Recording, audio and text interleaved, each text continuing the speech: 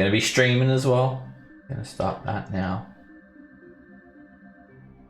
Okay, so recap of last session. You guys are in section 11 on the right arm of Tunarath. Let's go over to the Tunarath map.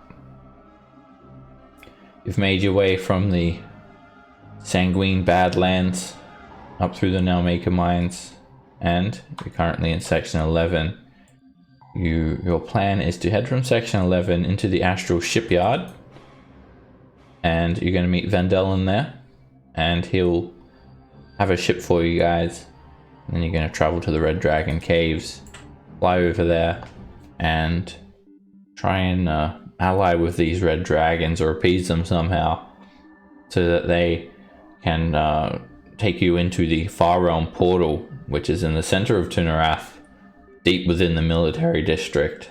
Of course, it would be practically impossible for you guys to just try and scale one of the walls, having to go through many Githyanki barracks. You guys had seen firsthand what they're like and how many Githyanki there has to be, at least 100 plus in one barrack. So you guys also know the western arms of Tunarath are under war, a siege from Mind Flayers, and wars fought between Mind Flayer and Githa. Very sort of slow and drawn out. So while you guys were just spending a bit of time in section 11, just trying to get some of the heat down, as you guys have basically wanted, hopefully that heat is sort of worn off, and the Githyanki are looking at bigger things, such as this incursion of Mind Flayers. And as you guys were doing a bit of shopping and whatnot, this shaman that Mathfan was doing some religious services for actually stole a magic item from Auric, his Pearl of Power, and the shaman sort of took it to this secret cave underneath his hut, which he was keeping his wife, who had been transformed into a Kruthic. And that didn't sit too well with Auric. He decided to take matters into his own hands, get this Pearl of Power back. However, it turns out that Crackhead actually has a brother who is a highly trained assassin that tried to prevent you guys from also taking this magic item from him. In turn, it resulted in the Kruthic going crazy and attacking everyone, and you guys were forced to defend yourselves and kill the Kruthic. And when the Kruthic died, it turned into Crackhead's dead wife, who was also pregnant. So you guys were left quite in a state of shock when that happened, and Crackhead became inconsolable. You guys had also killed Parky, his assassin brother, and now he's just crying basically and wailing over this. He's like stopped, he's like lost any sort of drive to fight, and he now is just leaning over his dead wife, who has already slipped into the throes of death. I'll just say Olacan is just sort of props himself up against the wall, just trying to like sort of process everything, and Auric polishes his Pearl of Power. Wow. And for some reason I'm prone. I think it was because I was dead or something. So probably. I'm gonna, as I see the woman dying, and I realize what is going on, I immediately crawl to her and cast Revivify on. Alright, you come up to her, and Crackhead just sort of like pushes you back. Leave! Go away! Get out of here! He tries to push you away from his wife. Can I still at least touch her, or am I able to? He interposes himself. He thinks he doesn't know what you're going to do, so he just pushes you away. I'll try to. Truckin will try to hold him back so that Mathman can cast his spell. Alrighty. You want to grab him? Make a athletics check.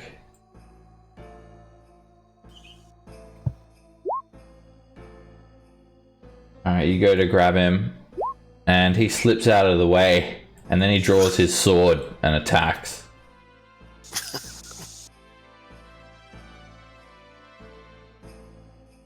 Alright, well, hopefully Mathman does well in the initiative here.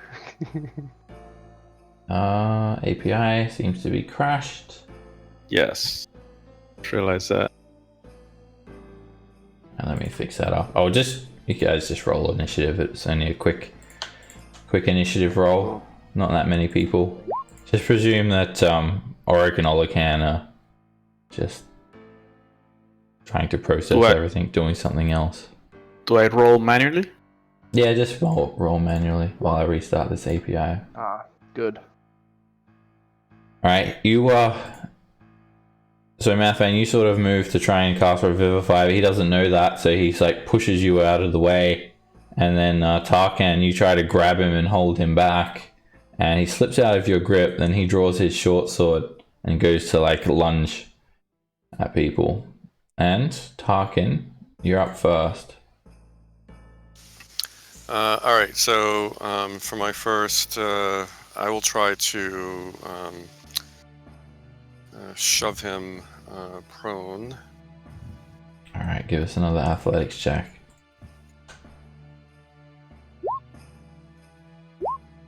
You try to push him onto the ground, and he just sort of slides to the side and dodges you. All right, and so I can try again as yeah, like a second attack? It replaces right, one of your attacks. I'm going to try again Snap then. you guys to these squares. This guy is very slippery. Alright, a 10. Well. Alright, he dodges you again as he goes to get ready to swipe his sword. Tears are just streaming down his face.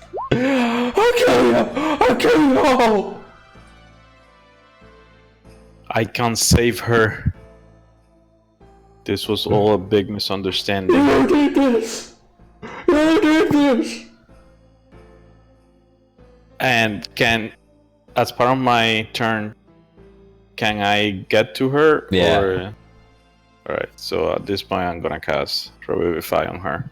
Alright, you lean down and pull these diamonds out and place them like along her chest and stomach, and you place your hand on the wounds. This green glowing light, this aura pervades her, and the diamonds glow. You see the diamonds turn into magical energy and swirl around her and seal her wounds up, and she opens her eyes on 1 hit point, and she sort of gasps.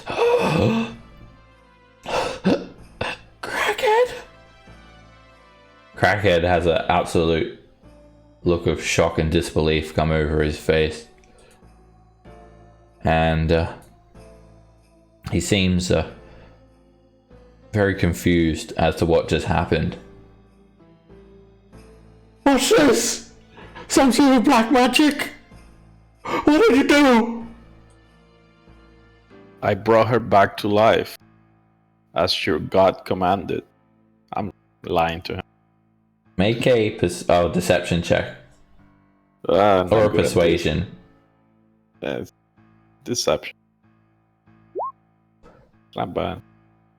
You mean my gods wanted this? You killed her! You killed her! We killed the beast. We brought back your wife. Oh, I was wrong. I was wrong. You did it. Oh, Mariana. And he just dropped his short sword from his hand and goes to her. Oh, what's happened? What happened here? The blood. Am I alive? My God saved you. These people, they killed you. Oh, what about my brother? He looks over at his dead brother. I'm afraid that my power has been spent. Maybe you can pray for him and see what happens. Go. Go, go, go. Go from here. Leave! Leave us. Don't come back.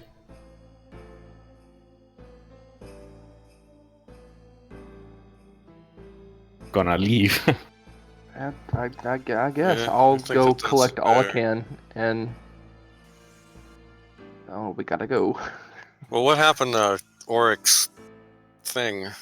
He got He it back. has- Oh, he did get it back. All Yeah, right. it hadn't been Yeah. absorbed into this crystal. Yeah. He got it back. Looked like it was going to be a process that would take a little bit of time. Alright, you guys leave. You head through this winding tunnel for a couple of 100 feet, back up this ladder. The ladder's made of bone, back into the shaman's hut, and back out into section 11.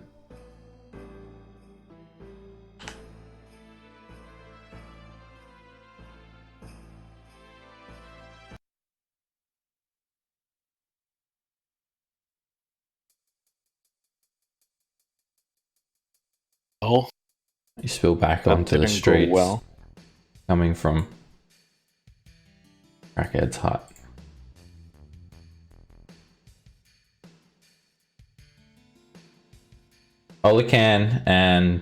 Olacan's quite hurt, so he's just going to go back to the base where you guys have been staying in this like abandoned warehouse, and Oryx's going to do the same.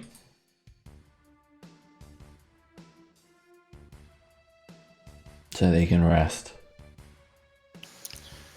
So what do we think happened to his wife? She got, like, how does that happen that someone turns into a Kruthic? And why? Is that a malicious thing or an accident? Like, it doesn't seem like the kind of thing that happens to people by accident.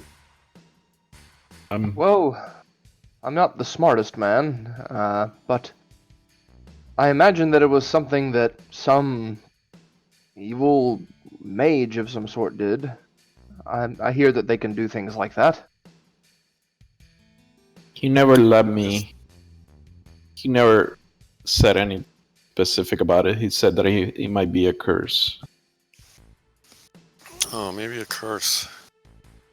Maybe she somehow did something. Yeah, I don't know. It's just interesting. We'll probably never really know the answer, but it's just a strange. Yet another reason why this entire place should be burnt down.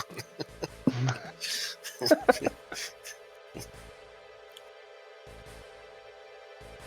is a rather depressing place. I'll give you that. We have met a few people that helped us. The sheep lady, and we promptly lost our sheep, of course. But that was nice. She gave us a place to hide. It's not unremittingly bad. But man, oh man. Everybody here is lost the same way that we are. It's not bad or good, it's just everybody's out of place. As you guys discuss this, you just see all these hapless people walking around. None of them look particularly happy. You see people just collecting broken bits of wood, selling random knickknacks and trinkets. Everything looks disheveled and decrepit, like something like the place was built a long time ago and has not been maintained and just forgotten about. See all the swirling colors of the astral plane overhead, and the stark difference between the squalor in which you stand and the pristine alabaster buildings of the military, Bout Guard, Skiv's Landing, Limbo's Way, Militant's Crescent. Almost as if the Githyanki looked down on all of the residents in these sections. Anything else that we had to do for today, other than waiting for I always forget his name, Vendellen? Well, now that we have used those diamonds, it might not be a bad idea to go back through the market and try to find some more. Yeah, I think that's a good thing. Good idea. But first, we should rest. I'm quite hurt. Yeah, resting is also a good idea. Yeah, that's also a fantastic idea.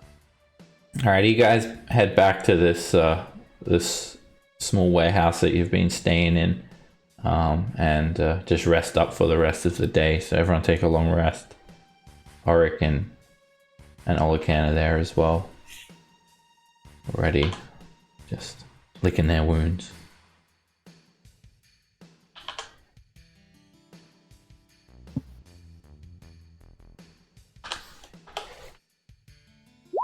The next morning, when you guys wake up, if you could call it morning, Auric and Olacan are off to do something.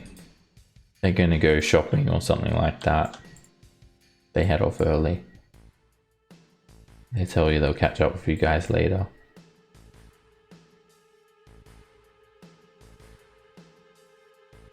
You guys set out and nothing much has changed. In fact, there's no real difference between each day. It just seems to be one continuous slug. People just making do with what they can. There's a few naysayers on the streets calling for the end. The mind flayers are here. We will all be slaves. There are servitors of them among you. The halflings calling out from these scriptures. They will eat your brains, dissolve them. You'll be forced to do their evil bidding. The end is nigh. People will gather around to listen to these preachings.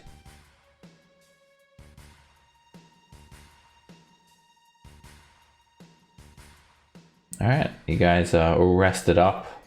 You're feeling a lot better. Step outside of your base, which is basically just a small stone building, which is pretty empty. Very similar to the one that you're staying in Mudhole. And what would you guys like to do? Just a quick clarification. Okay, so we have to... Which area do we have to go through to get to the shipyard? Limbo's Way? Or... Yeah, you have to go through Limbo's Way up until, like, on this, you see this catwalk, it leads through above Kruthix Boulevard, east side, past Skiv's Landing, and then to this direction to the northeast is the eastern arm of the Astral Shipyards. That's where you're to meet Vendellen. Okay.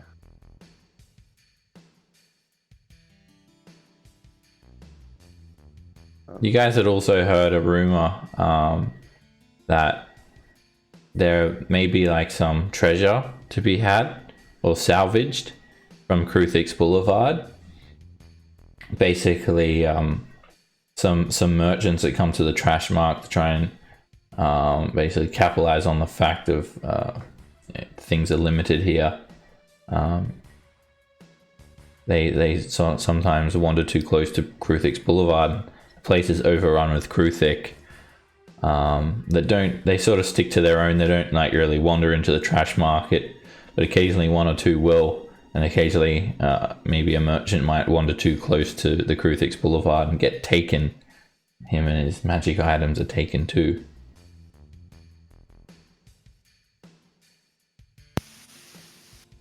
Well, that would be good, actually. We could go investigate that. I'm not really excited about doing what Vendellen wants us to do.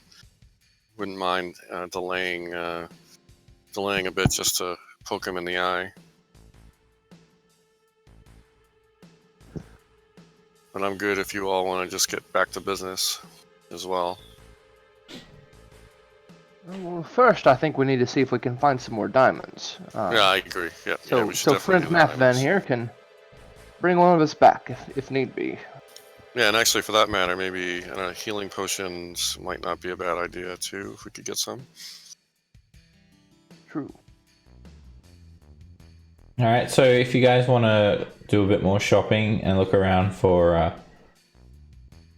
some diamonds, they are pretty hard to procure here, and you guys did buy up a lot of them last time. Someone can spend 50 GP searching and then make an investigation check. I'll give 50 GP to Mathfan to do that. And that'll be that'll represent a full day of searching for someone who has diamonds for sale. And if we go after the Kruthic treasure, we might possibly find some diamonds there as well.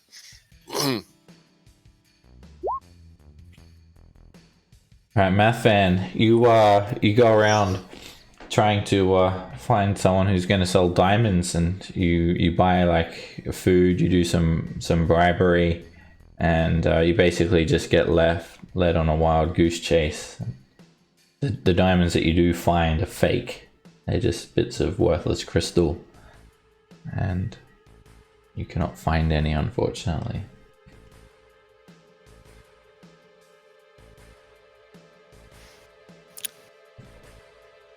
During the same day, do you all want to try to get a couple of healing potions if we can find any? You can buy regular healing potions in limited quality quite easily.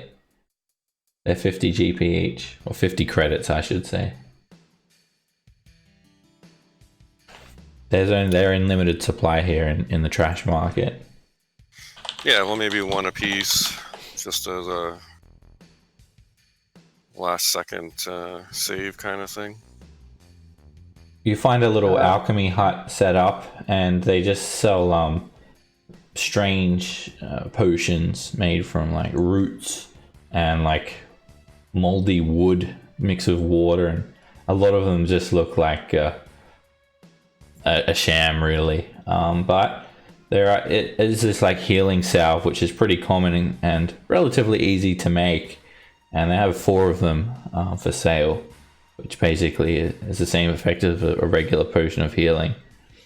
They're 50 GP each, 50 credits each. I'd buy them all. Okay. All right, awesome. You take them off their hands. 4 of these healing salves. Like a thick brown paste. Looks a lot different than a regular potion of healing, but it does the same thing.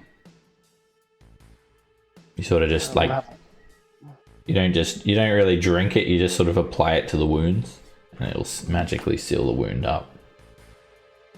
So one for each of us that's here right now, and then I'll have the other one in reserve for another party member whenever they get here. Like whenever we run into them again. Oh, there's just 3 of us, I just realized. Yeah.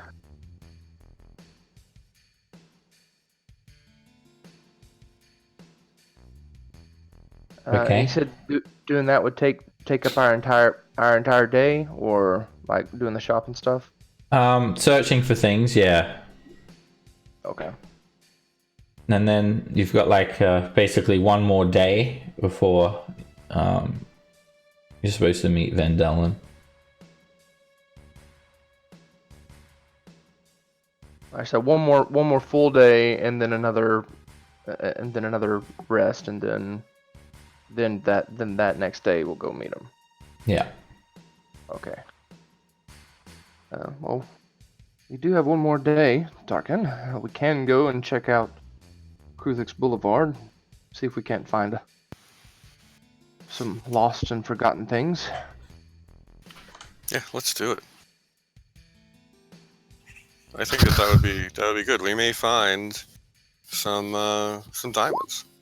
Well, I was muted for like 10 minutes. Oh.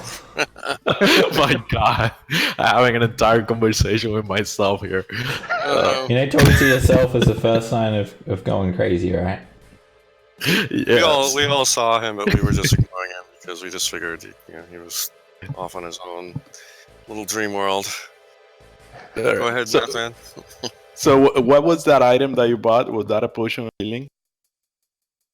equivalent Healing of, salves, not really potion salves like paste. Salves? Equivalent. Like peanut butter. You spread it on your wounds.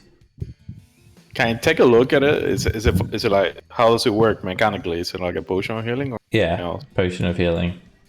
It's just a bit different than a regular one. Instead of drinking it, you apply it to the wounds. It does the same thing as a potion of healing. It's a thick brown paste that comes in a folded leaf.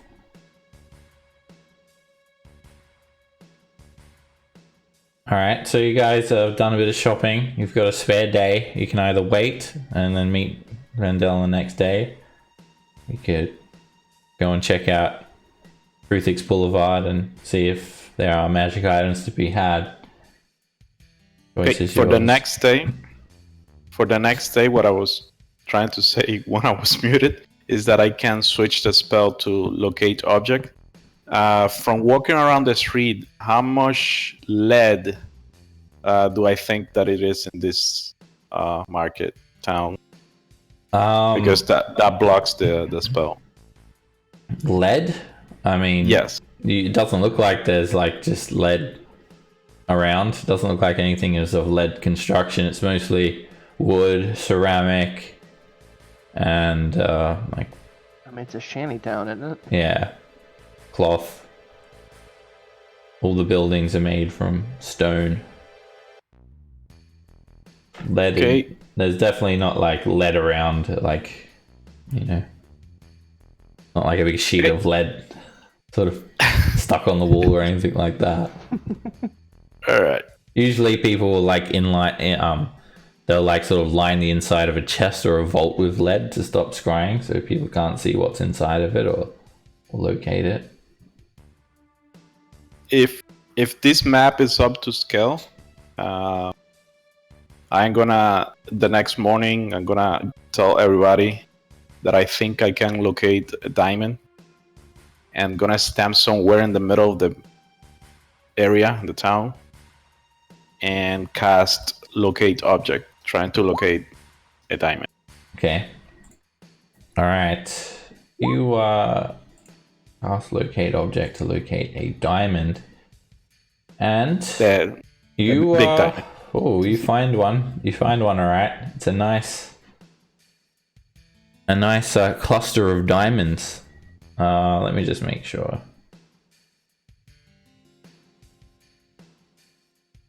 And it's exactly due east from where you're standing, or it's not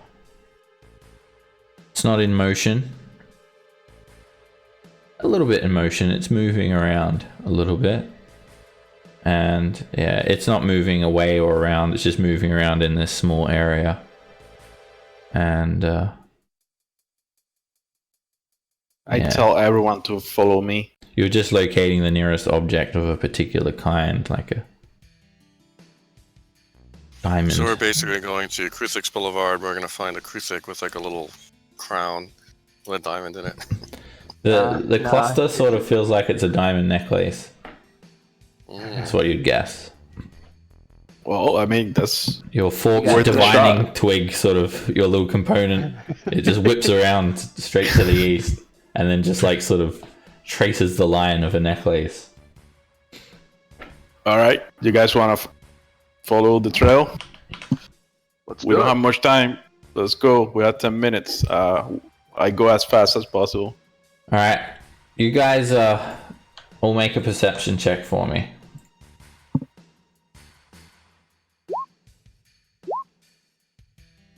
All right, as you guys start making your way over towards Kruthix Boulevard, you notice there's like no one walking around sort of towards this catwalk here. You find some old crumbling walls and some derelict buildings that look completely abandoned. You sort of peer through some of the tall archways that constitute like the front doors, and you just see like heaps of trashed furniture. And it looks like the places have been heavily pillaged. And then you start to see wooden signs propped up on the walls with big skulls and the words danger, and like little shoddy drawings of Kruthic with sharp slashing arms. And Mathvan and Rin, as you guys are walking, you hear something. It sounds like someone sort of steps on a piece of wood and snaps it, and it feels like you're being followed. You peer over, and trailing you is Crackhead. He's trying to hide and follow you guys stealthily.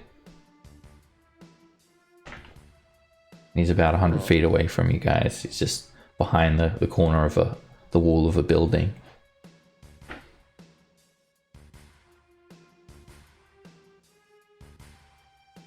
Do we want to deal with him really quick, or do we want to keep moving forward? I think we have to locate the diamond first. Have only a few minutes left. When you guys spot him, he quickly like hides behind the building.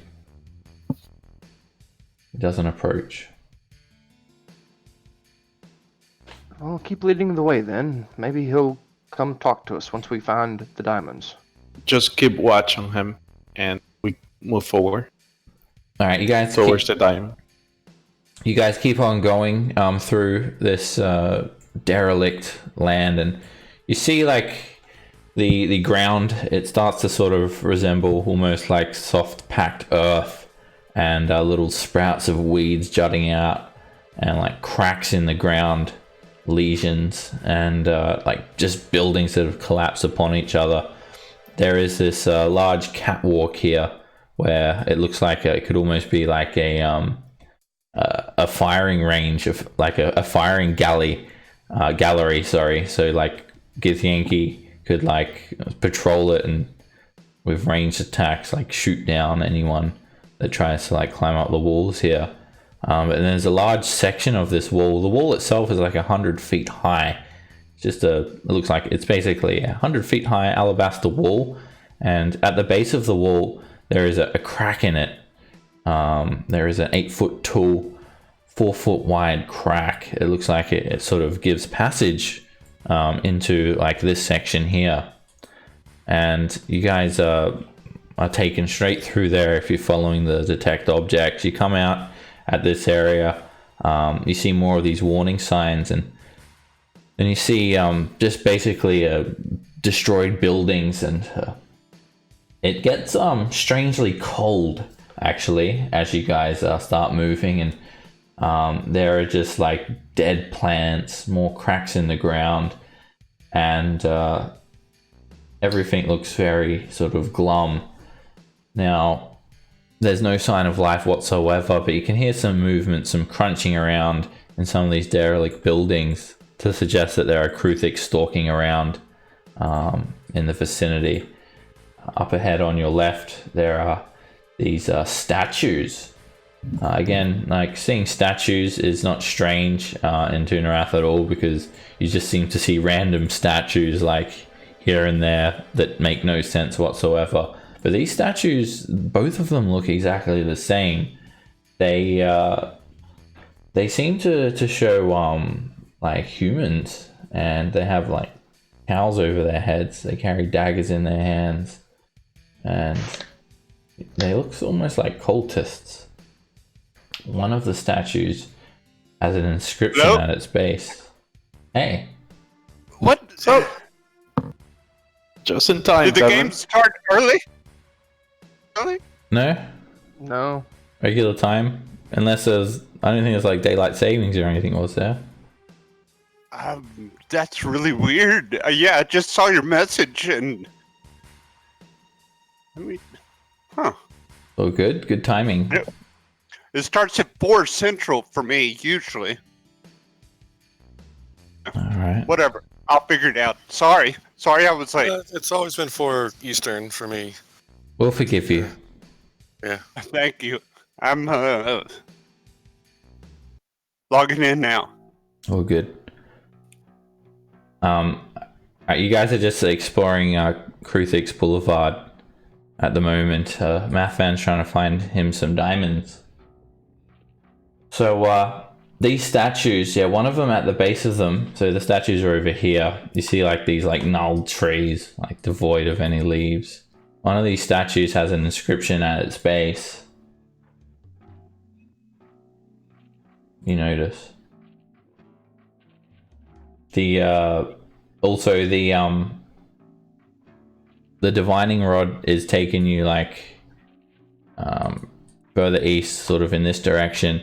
Up ahead, like you just see a road, destroyed buildings, everything looks abandoned, but there are a heap of Kruthic just hanging out by this fountain, just scrounging around, and they don't really pay you guys too much attention. It's taking me a little bit southeast, so I say we cut through these houses over here. Can I ask a question real quick? Out Yeah. of character. Yes. Did you guys rent the guy's wife? Yes. And All right. we were looking for more diamonds to replace that one, and we couldn't find it. So I used the spell locate object the next day, and it's leading me in good this job. direction. But Okay. there's a lot of So what Kruthics do- in here. You gonna try to bring his? Are we gonna try to bring his brother back too? We're not powerful enough for that. It's too late. Okay. Okay. I just wanted to know how that situation ended. All right. Cool. Yeah, it's like a day later as well, so you should be long rested. I filled your hit points up, but you should get your spell slots back too. Right. And Cool. yeah, the wife was saved, but the brother was not able to be saved. And as you guys are making your way here, you sort of crawled through this crumbling wall, and the landscape looks similar to what you're seeing on this map here, just derelict buildings everywhere. And you're being followed by a crackhead. Everyone can make another perception check.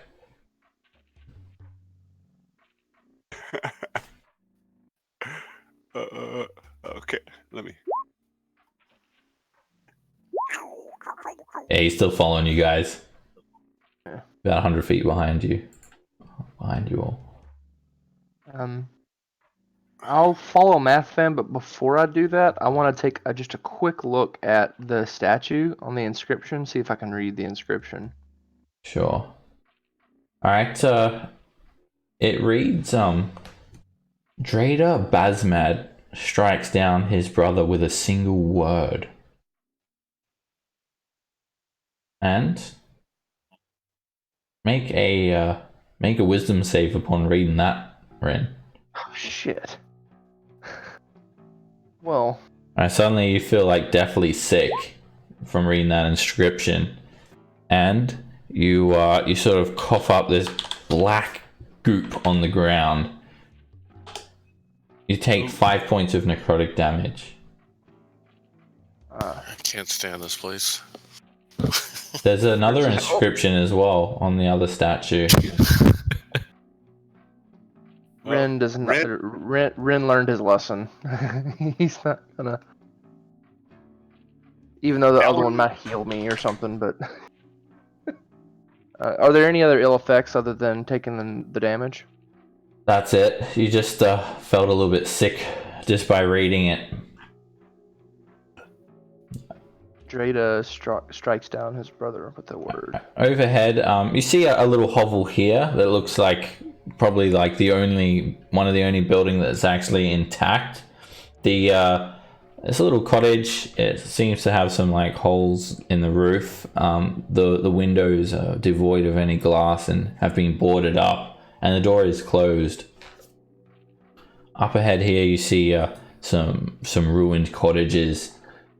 These ones the roofs are somewhat intact, but all the furnishings inside are exposed to the elements and just are completely trashed, ripped apart. Can I check inside this one if it's intact? All right, you go to open the door and it is actually padlocked. Oh. Hey guys, door over here. Yeah. Anybody How long think they to can pick it? how long until my spell fades away?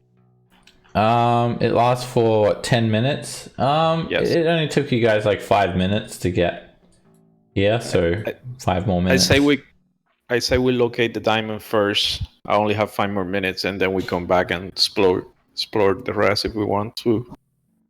Okay. Seems reasonable. But then, Follow me. Are we trying to be quiet, guys? All right, Yes. everyone make a stealth check. These Kruthiks start to stir. They start screeching, and one of the little ones, they look like 3 fully grown Kruthiks and 3 young Kruthiks. God. Disadvantage. Oh, I think Rin is the only one that did well on that. Alrighty. Yeah, you guys haven't attracted them. None of them come for you guys. You can hear them screeching around. One of them is sort of broken away from the pack, and you can hear it like stalking around. But it will sort of see you, Tarkin, unless you move. But it's got a direct line of sight for you. It seems to be short-sighted, though. Is there an inscription on this statue? 1 second. Are you moving, Tarkin? I don't even think Sorry. he's here. Sorry. I think Tarkin is AFK. He- Yeah, I got it. Alright, yeah, the Kruthik doesn't see you guys. Alright, over here, as you move through these destroyed buildings, you see an 8-foot tall statue of what looks like a devil. It looms over this jagged rift in the ground. And right in its chest, where its heart should be, there is a sword being driven straight into it. Handles jutting out, almost inviting you to take it out and unpierce this creature's heart. Ooh. Is it a real sword? Yeah, real sword. It looks quite fine. In fact, the blade is only exposed a few inches, but it's bright red. The handle has this beautiful golden crown-shaped pommel, a nice brown iron handle, and there is a really nice looking red gemstone set into the crossguard. Crossguard seems to be made of gold. and in which direction is the diamond right now? It's coming from this hovel here.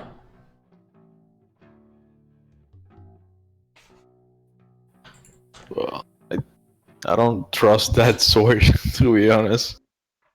That Might be that's too good to be true. Yes. What Pretty if sure we take that it out Tarkin could take it out? and a demon comes back to life? I would rather not have to deal with that. Thing to add to our list. All right, let's go look for the diamond, and we'll come back. As you guys pass by, you see a couple more Kruthik scrounging around in this hovel here. They're just picking around at the contents. Sort of just spot them. Alright, you come up to this road here, and as soon as you step out there, Math Van, one of the Kruthik sees you and sort of lets out a loud screech. And then the rest of the Kruthik start screeching. And they start taking off towards you. Oof. And the whole herd of Kruthiks rush you guys. Well, this was going to happen eventually. So, Dang, look at those initiative rolls. yeah. Right.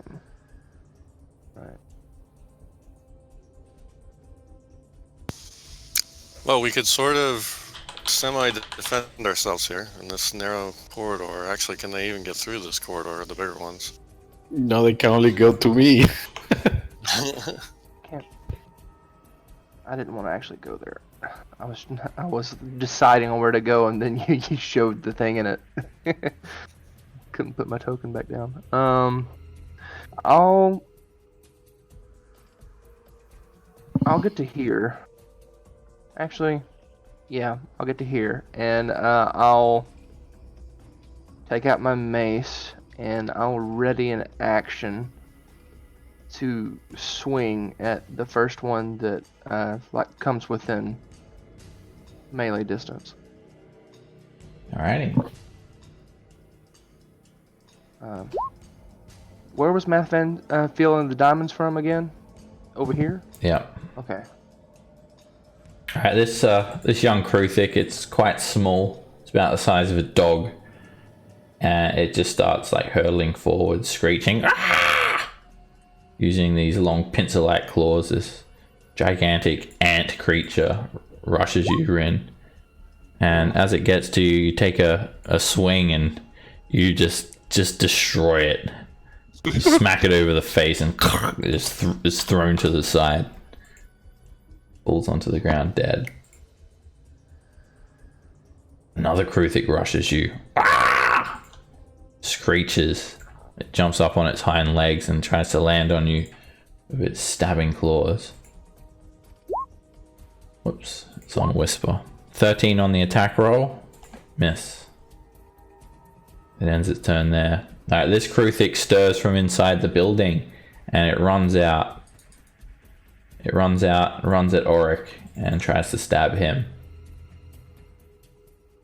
And a 10 is a miss. Ends its turn there. Tarkin.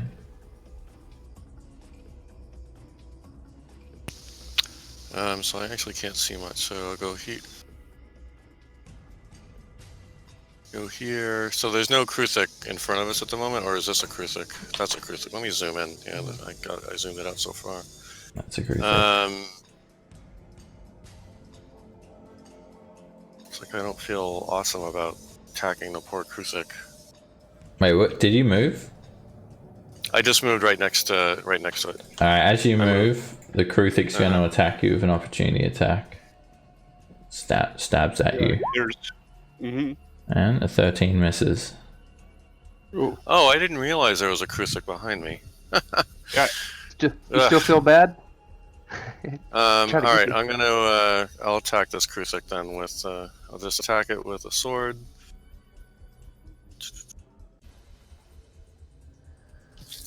"21 hits, Probably and you stab forward with the longsword, just driving the longsword in between the gaps of its kite and killing it. Alright, then I'll go back to this one, and then I'll attack it.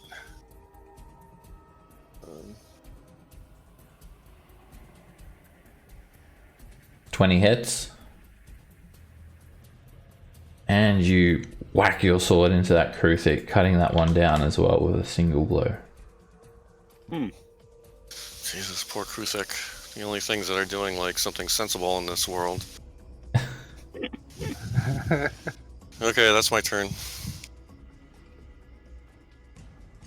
Alright, don't forget to hit that end of turn button when you're done.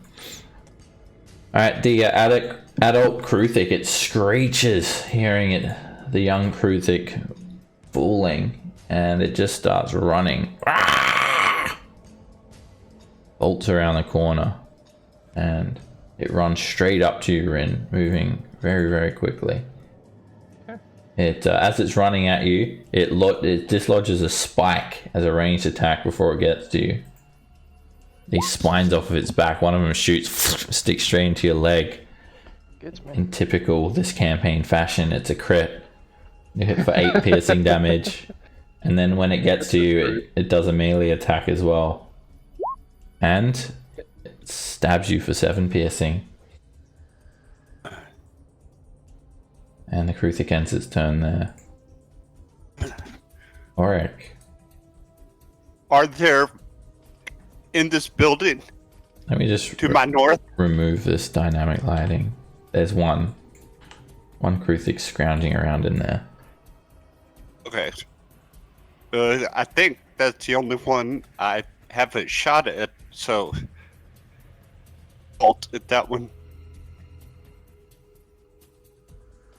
14 misses. It actually bounces straight off its shell. Oh, wow. Is it a big one or a small one? It's a small one. That will be that. Alright, this other young Kruthic that was stalking around in the road catches the sound of the fighting and it rushes forward. It dashes and runs up to you, Auric. Ends its turn there. And this one rushes you as well, and it jumps on you, attacking you with pack tactics that attack with advantage. And it misses. Yeah, it has to hit for you to cast shield. Oh, it would have hit. Oh yeah, sorry, 17 at pack tactics. Alright, so yeah, you cast shield and the stabbing claw just bounces straight off of that. It ends its turn there. And Mathvan. Okay. I'm still concentrating, so I'm going to use spiritual weapon as a bonus action.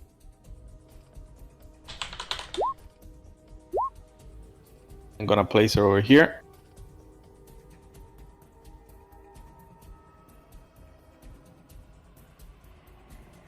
Alright, your spiritual scroll forms and it tries to whack the Kruthic and bounces straight off its natural armor. 16 is a miss. 16 is a miss. Yes. Alright, I'm gonna hit it with Toll the Dead as my main action. Not being damaged. It Oof. is very wise. It makes a saving throw. I'm very impressed by the Kruthic public school system. Teaching the kids. Well, they're good hunters. Alright. Not necessarily smart, just street smart. Alright. The Kruthic just stops what it's doing and it leaps forward. It screeches, and as you're engaged with it, Rin, it moves up here and it lets spikes loose. One at you, Rin, at advantage with pack tactics. And it hits you for 7 piercing damage. And it throws the other spike at Mathvan. Just hurtling these spikes from its back. They just shoot out. One hits you as well for 6 piercing damage. It hits you with such force that you break concentration on your spell.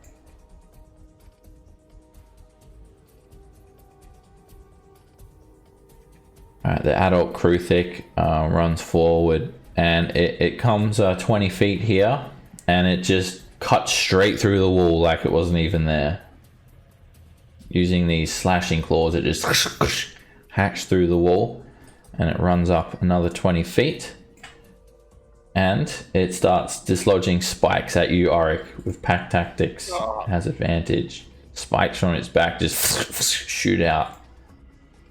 And the first one is a 19. It just ricocheted straight off your shield and falls on the ground. Second spike, 21. It breaks through the shield and hits you for 5 piercing. The Kruthic ends there. And Rin, you're up. I'm gonna move over slightly. And then I will do... here's one swing with the Mace of Disruption. 26 is a hit. Can't remember how tough these things are in terms of hit points. Alright, you hit it for 6 bludgeoning damage. And they are very tough indeed. We'll swing again. A 19 hits, cracking its shell. I'll put a first level smite on that. Alright, you sear it for 23 points of damage. They are tough. And the Kruthic is still standing. But there is just this bloody hole just sort of seared into its side. And I'll jump around and try to kick it in the head. 24 hits. and you smack it in the face. Hurts it quite badly. The Kruthic still stands, barely. Damn, if I had like one more damage from something. Yeah. Yep, that's it. Tarkin. Okay, gonna try to help out Auric here. I'm gonna attack the adult. I'm also gonna action surge on this as well. Right, you move into the ruined cottage and just see long forgotten broken furniture scattered around all over the ground. And an 11 misses. It bounces straight off of its shell. Alright, so this will be the bonus attack on the first attack. Well, and I'm gonna also do a menacing attack, if I can, on one of these, if I hit. Sure. 18? An 18 does hit. This time you Alright, cool. penetrate its shell. Do a menacing And I'll attack. make this a menacing. Alright, it fails and its eyes That was widen. And you got damage from, yep. Alright, 13 points of damage. A decent whack, and sort of sends the Kruthic hurtling away. It screeches and starts to move as well. Alright. Going to attack now. So that was my first attack and my bonus, right? So this is my second attack. Oof. It's a crit. Oh, ouch. First crit in a long time. Alright, you bash it very hard over the face for 15 damage, and its shell is breaking off like eggshell on the ground, and teeth go flying out. The Kruthic screeches and still tries to fight. Okay, so then now I'm doing, I think, so this is the action surge part of it now, I think I'm at, right? Yep, you can action surge now. So I'm gonna attack again. 22 hits. You whack it again, and you hit it so hard it just snaps its neck and just falls straight to the ground, dead. Alright, then I'll attack, do I have one more attack? Yeah. Or no? I do? Alright, so I'll attack this one here then.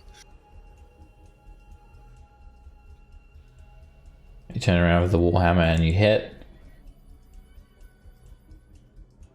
And the Kruthic just falls to the ground. You hit it on its back and it throws it to the floor. Wow, we have come a long way from the first time we fought these Crucifixions. Yeah. Yeah. Okay. And just looking, okay, that's my turn. Alright, this Kruthic, despite it being like very badly injured, it is just feverishly hungry and just keeps on fighting. It's gonna try to stab at you, Rin. Mm-hmm. It swipes. Jesus. It hits for 7 piercing damage. It makes a second attack and just swipes the air. It moves in here and ends its turn. Auric. All right. I am going to quicken haste on Rin. Alright. Oh. I am going to cast Create Bonfire so as not to get disadvantage. Alrighty, you create a bonfire under the Kruthic, and the Kruthic looks down, sees this fire start to erupt underneath it, tries to jump out of the way. Okay, I've got my macros screwed up. Give me a second.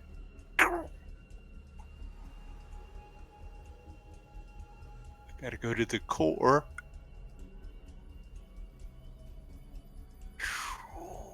Where is it?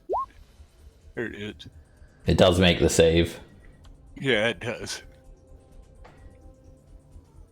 The bonfire, is that concentration? Oh, it is. I just screwed up the concentration on the haste I gave. That's all good. Well, I mean, it didn't work anyway, so just presume that you did it the other way around. Just say that you did it the other way around. Alright. So yeah, that bonfire would be dismissed though. And then the Kruthic just screeches, and it actually runs by you guys and runs to help its adult companion here, provoking from Auric and Tarkin as it runs by.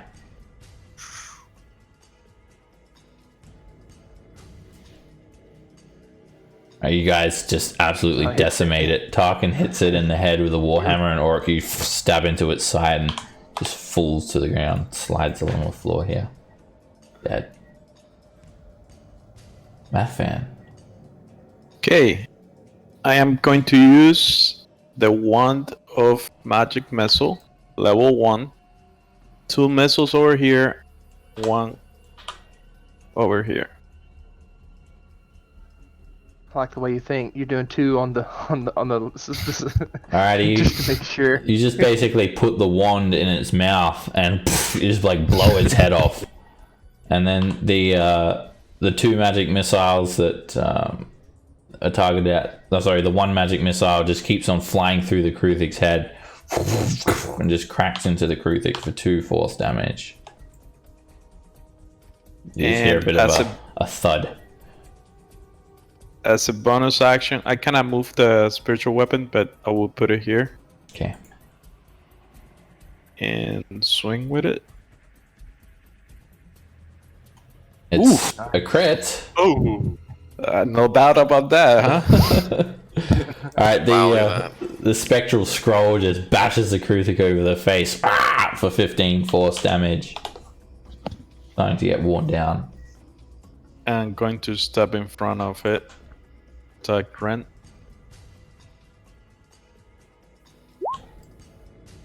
Alright, the adult Kruthik, it screeches and it like runs away. Provoking from me if you wanted to hit it, Mathan, but it just runs 80 feet away. Weapon. Okay. Flees. Oh, They're all dead.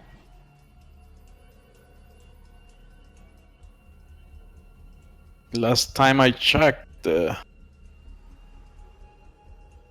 diamond was somewhere around this direction, so might as well. True. Ren, And I'm.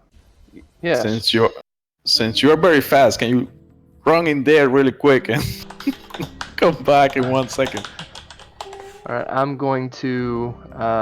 Before I run into an unknown hovel, I will place my hand on my own chest and do a lay on hands for 10.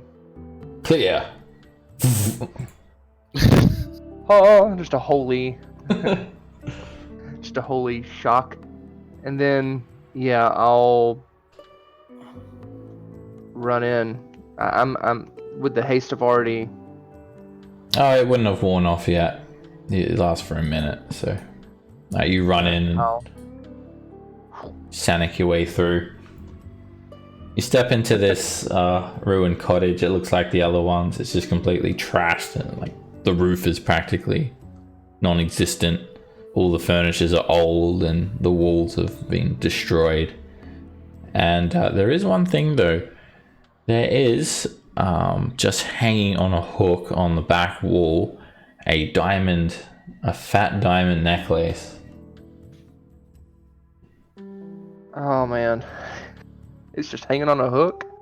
Yeah, very expensive looking necklace. There is 7 diamonds, 7 big diamonds in it. I'm going to take a quick look around. I want to make sure this isn't a trap. Alright, make a perception check. Been killing it until now. Alright, you can't see any trap. It's just hanging on the back wall. There's absolute destruction around it. Just a simple hook in which the necklace hangs.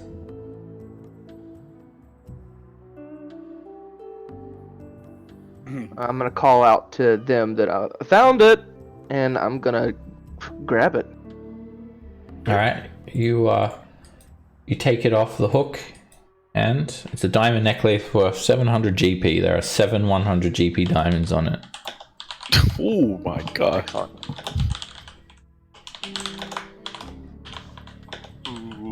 somebody's going to be missing that one. I'll hand it to Math Van.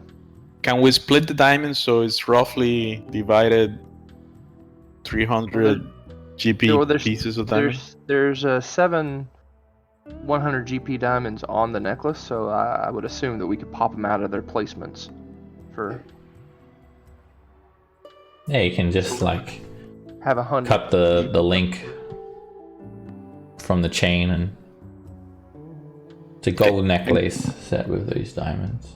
I actually don't have the spell anymore because I changed it overnight. In case we didn't find the diamonds, but I'm gonna, if it's okay with everybody, I will keep that necklace for tomorrow. I'm gonna Yeah, I mean, relearn. we came and got it. Maybe fine. Yeah, I definitely have no use for a diamond right now. Now, are we going to address the fact that Crackhead is following us? Oh, I forgot about him already. He could be quite insistent. And there was a sword. Devil. Yeah, I'm really intrigued by that. But how much do you want to bet that we pull that sword out and the devil's going to come to life? But on the other hand, we'd be holding the sword that presumably killed it, or at least hurt it. We're already here. Might as well do some exploring. Yeah. Isn't this the place that Vendellen want us to go? No, it's the astral shipyards. But like- we have to go through here. No, Go to the no. astral. You have to go up onto the catwalk. You're going to be like going through Githyanki to get there.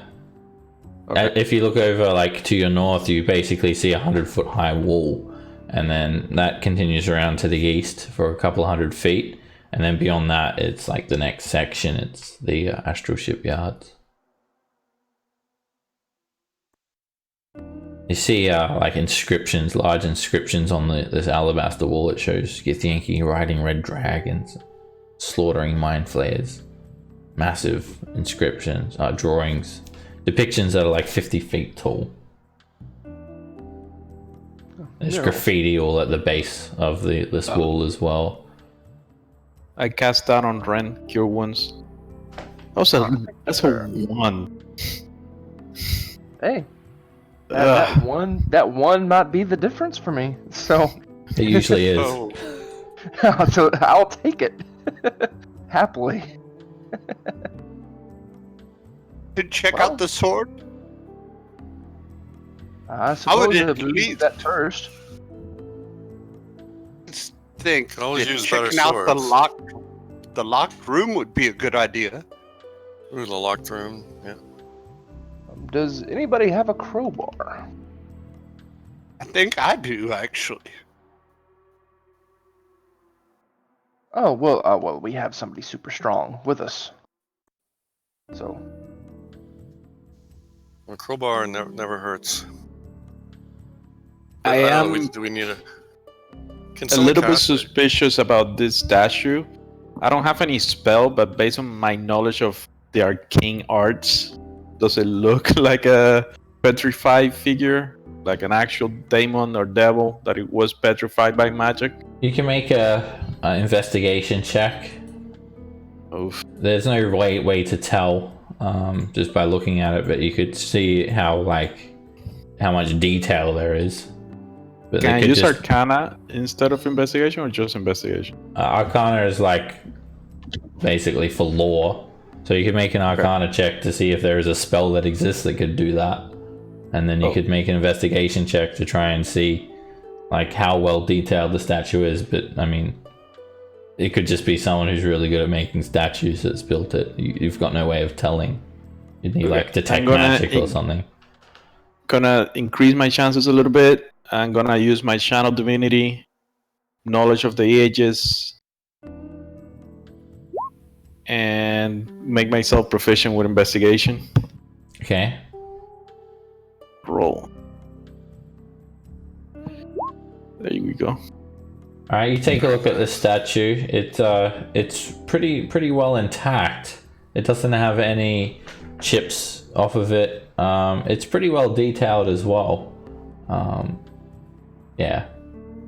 You're not like, you see it's very well detailed, but again, there's no way of knowing if a statue is petrified or if it's a statue, because if someone is petrified, they are a statue. They are stone. Sometimes if it's like an adventure or something that's been petrified, there may be some telltale signs, like they're sort of locked in a face of horror or an expression of like a defensive sort of stance. But this statue here, it seems to just sort of loom over you as you look at it. And also, how tall is it? It's 8 foot tall. Okay. And as you were investigating it, Mathan, you start to hear all these like murmuring voices, whispers in your ears, and there's this like unnatural chill that runs through your spine. And do I know where is it coming from? It seems to be coming from this hole, this rift in the ground here. What language are they speaking? The whispers, or? Make a wisdom save. Okay, with advantage. Alright, you try to listen to the whispers, and it's just babbling madness. And you feel it start to sort of, you almost start to listen to them and become mad yourself. But you quickly block that out of your mind, and it seems to be anathema. It's something that you don't want to expose yourself to. I warned everybody to stay away from this gap in the floor. There's some unnatural thing in there. Just try to take possession of my mind. I laughed, like that can happen. So Can I who's tell gonna pull what the kind of demon sword? this is? Mathan starts randomly laughing. You think he's gone crazy. So, It's can I very- tell? So what's the sword kind look of like? demon Does it it look like a particularly high quality sword? Does it just look like it's? I Does it described it self-stone before.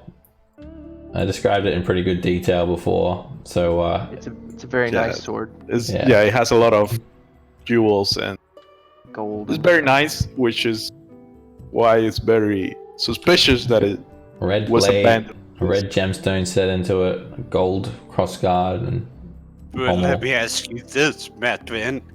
How suspicious is it that we just found a diamond necklace hanging on the wall of a ramshackle building?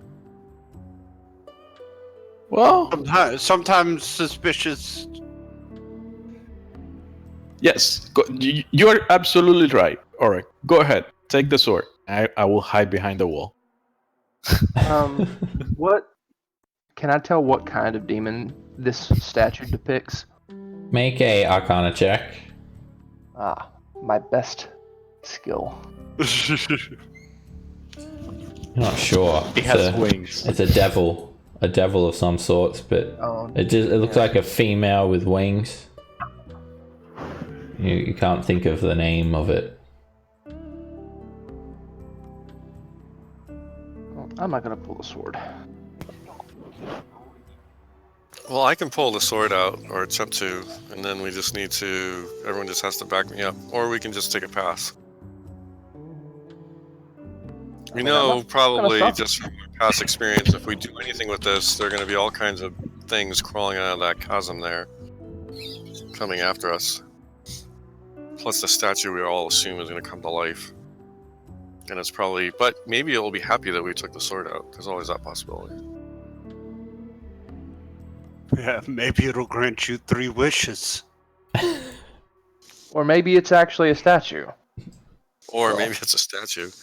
I pick my head from behind the wall, or maybe it's a demon that was petrified and wants to kill you all.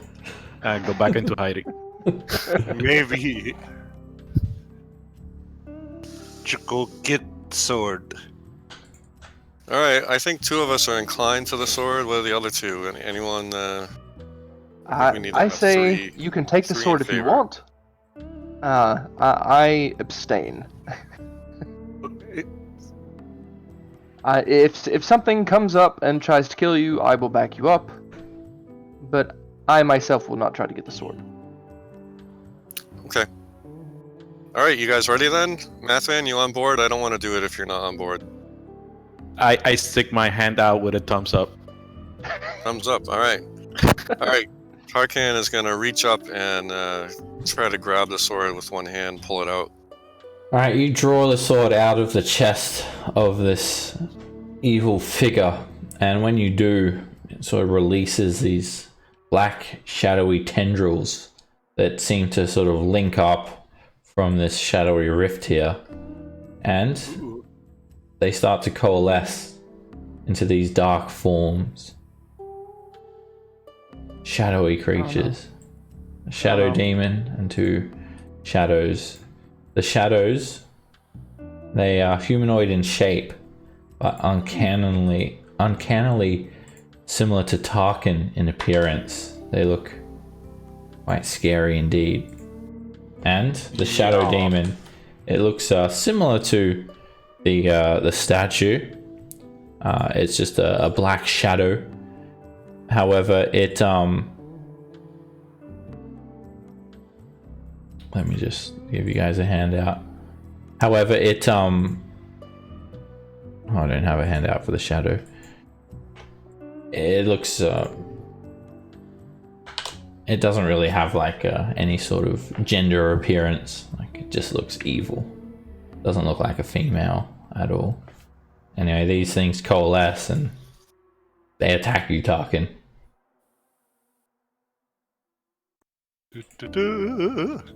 Shadows Wow. are terrible. Alright, they immediately Yeah, loom but- towards you and they try to grab you, Tarkin. Wrap their shadowy tendrils around you. Their dark disposition. And it just hovers towards you and it reaches out one shadowy hand. It looks exactly like you. What? And it crits. Uh, Jesus, how many Jeez. crits do we have today? A lot. Alright, it just pierces this shadowy tendril like a knife straight into you, Tarkin, and you take 10 necrotic damage. Not only that, you feel yourself weakened, and your strength is reduced by 3 until you take a short or long rest.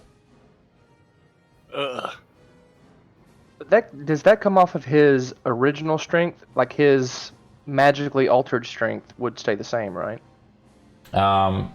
Just whatever his strength is, it's reduced by 3. so he's got a 20 now. Yeah, so it went down to 20. Yeah. Although it's showing 21. That's weird. It's probably because of your magic item. Alright, yeah, you just feel yourself weakened, and these whispers continue, and when it hits you, there's this icy chill.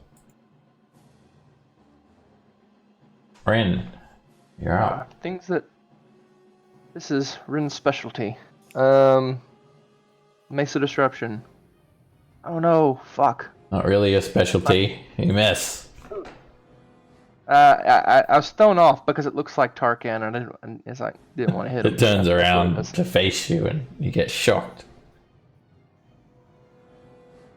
Shut up. 15 hits. And the radiant damage just it just turns it into a little wisp of smoke.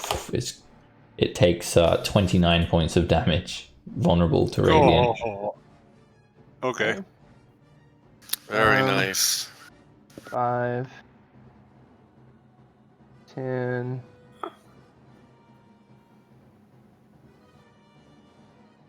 I'm gonna move through Tarkin so I don't go to that. I other wonder if that shadow. applies to the statue as well. We're about to And find then I'm out. going to attempt to throw a jab at this shadowy creature. 26 hits. And we're gonna throw, because this thing looks mean, we're gonna throw a second level divine smite. And I'm gonna assume undead or fiend. Yeah, Well, no. it's a fiend. Wait a minute. So wait, the extra D8 divine smite are only for undead though, right? Fiend or undead, the extra damage. Okay. Yeah. Okay. I thought it was just undead. Okay. Yeah. Let's punch it with divine fury. Alrighty, you just throw your flaming hand through it, and this bright light starts to just melt the shadow demon away, hitting it for 36 points of damage. Oh. Damn. All right, and that is my turn. There's just this like glowing hole in the creature's form. Tarkin. All right, Tarkan will step up. I guess to there. So he'll take a swing at it with this sword that he pulled. So I guess I'll just do a regular longsword, and I don't know if there's anything special. All right, you take a swing at it, and it doesn't do anything special. It does seem to sort of overcome any magic resistance. And you cut through it for 9 slashing damage.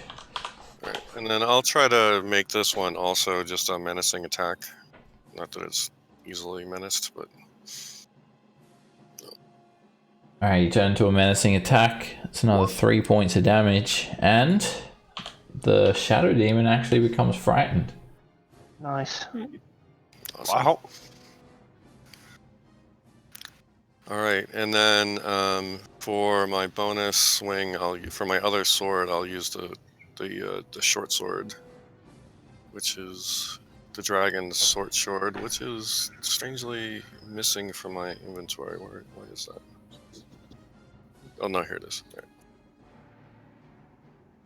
An 18 hits. And you stab into it for 12 points of piercing damage. The blade slices through the shadow demon, and shadow demon starts to slowly dissolve. It's still just hanging on though. Alright, and then my second attack is just... You slash it with the longsword again, but a 10 misses. Right. And I think that's it, right? Yeah, you've done 2 attacks and a bonus action. Yep. Auric. 10, 15, 20. I'm casting the spell at 3rd level at the demon.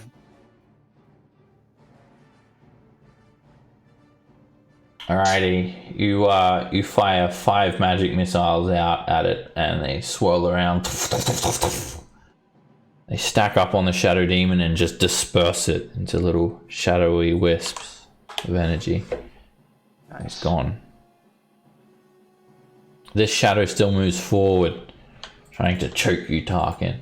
Reaches out with its strength drain. And it's a natural 1. Miss. Mathan. Everything alright outside, guys? Oh, what the heck is that? It's a shadow. Guess. Sacred flame. Shadow. Alright, the shadow tries to dodge out of the way. But it fails. It crackles, sizzles, and hisses. It does something, and it takes 4 radiant damage. I rolled 2 1s in that roll. You just catch sort of the side of it, and it just churns a little bit of it away. Rin. And as it tries to dodge out from his thing, I want to try to swing at it with the mace. That hits, and the mace just goes straight through it, like cutting it in half, and then the 2 halves just disperse in front of you, and it vanishes. I immediately want to see if Tarkin still has a shadow. He does. Okay. Sure, how much that sword is worth. Yeah, cool, yeah, so that wasn't too horrible. Nah. Well, as compared to other things in this God's Forsaken Plane, I would agree. Not too horrible. And I'll now, throw that on the to identify So how does list. the sword feel? Does it feel like a high quality sword? Does it feel like, as I used it, did it feel like it was anything special, or just like a normal longsword, even if it's kind of a pretty I longsword? mean, it overcame magic resistances, so. Yeah. So I can describe it again. It is it's got a brown handle that seems to be made of iron. It has a gold crossguard and pommel. The pommel sort of is crown shaped, and the blade is bright red. There is a red gemstone set into the crossguard. It's obviously magical. Okay, let me take a look. Let me take a look, guys. And I'm gonna start ritual casting Identify. Red blade is. I don't know. Makes me think of something. I think I know what it is. All right, you start a ritual for Identify, and about 5 minutes into the ritual, we're gonna roll initiative. Mm-hmm. Something has been stalking you guys. Oh, Is it crackhead? Something, not someone. Something, not someone. Yeah. Ah. Oh, okay. Well, I don't want to objectify crackhead. Sorry. Just gonna check for surprise. Didn't mean All right, to. anyone with 18 passive perception or higher is not surprised. Damn it. That's you. yeah, I'm not Dan. surprised. All right. Tarkan cannot be surprised. So. Okay. All right. This little puddle of water that is sort of sitting by the side of the building. There is something lurking in it, and it starts to rise up very unexpectedly. It's when you guys are not paying attention. Well, some of you are paying attention. It's a slithering tracker. It basically looks like a snake with a human's face, and it's consisted completely of water. It rises up like a Oh God. snake. What? It's disturbing. And it looked exactly like the water until it sort of moved, and this ooze-like creature will Never heard of one of these. attack. Either. All right, Tarkin, your spider senses tingle, and you are up. All right, gonna step up and I'll attack it with first with my longsword. Not so. This will be my normal longsword because Mathvan has the other one. Let's see if this. All right, it sort of whips itself back when it sees you approach, and you slice into it. As you cut, it sort of like just sprays water out of itself. Should I roll damage? Does it take damage? Yep. I roll damage. All right. All right, you hit for 10 points of damage, slicing through it, and it sprays water everywhere. All right, and then I'll hit with I'll hit it with the warhammer. Try to. 13 just misses as it whips itself back, getting out of reach. All right, and then my second attack will be the longsword. And a 15 hits. You slice through it. All right, and I'll just do a regular hit. All right, you slash it for 12 points of damage, and it starts to quiver and drip over this like bright blue liquid. Rin. Oh, I should probably roll initiative for this thing. Might help. Yeah. I was about to ask about that. Oh, all right. Oh man. It'll go on 20. All right, it'll go now. All right, it desperately jumps for Rin, and because you're surprised, Rin, it has advantage. Yep, that's about right. Here comes the crit. All right. Don't say that. Don't say that. I know. I'm sorry. First of all, it's going to try and slam into you, and now make a dexterity save. Damn, it was almost a crit.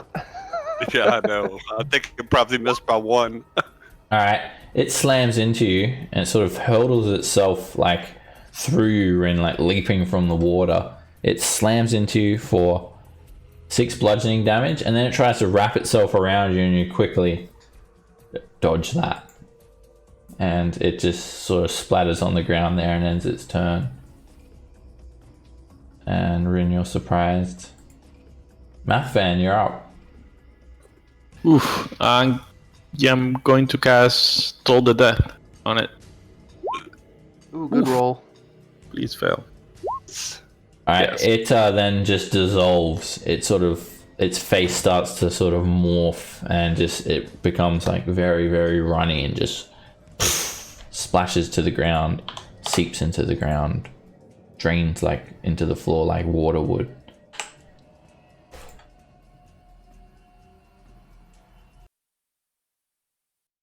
Ah, interesting creature. I resumed retrocasting Identify on the sword. Well, Maybe we should maybe we can wait wait. to do that when we're back at the base. And we can still Maybe explore a we little should- bit, but Maybe It only we should takes 10 check minutes. out this one locked room. Auric is really keen on that room.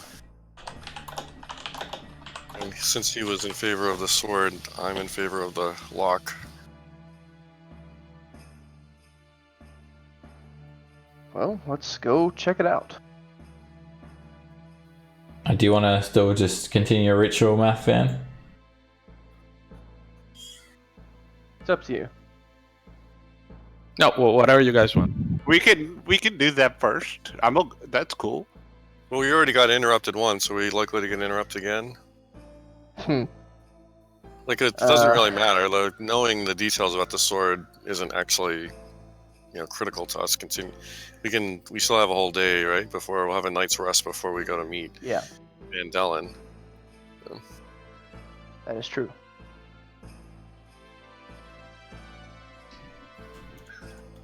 Okay. Right, let's go after the door then. I'll just keep using the sword since it has some effectiveness, even if it's unclear. And of course, it's cool looking. Gotta have a cool looking sword. I think it's this one right here. Maybe it will turn you into stone if you keep using it. Alright, so looking around, all of these buildings are ruined, roofless shells choked with rubble and rot. Exterior walls collapsed in many of them. Only 2 buildings are intact in this entire place. One here and one here. There's a padlock on the door.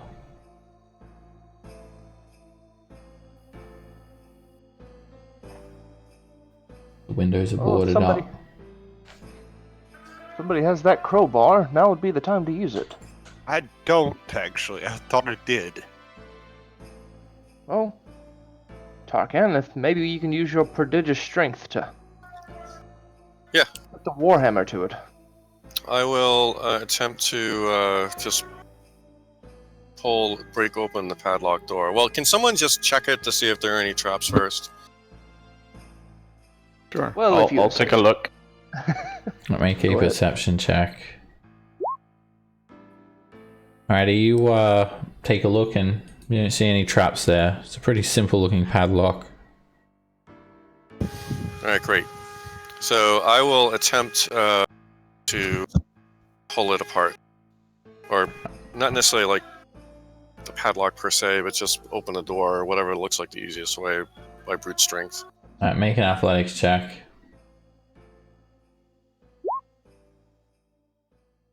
Alright, you pull on the padlock, you try to bust the door open.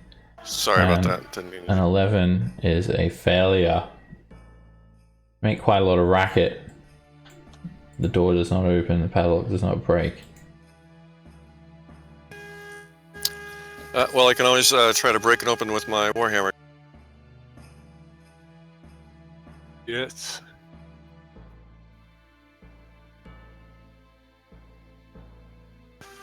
Alright, so that's what I'll do. I'm gonna try to smash it with warhammer.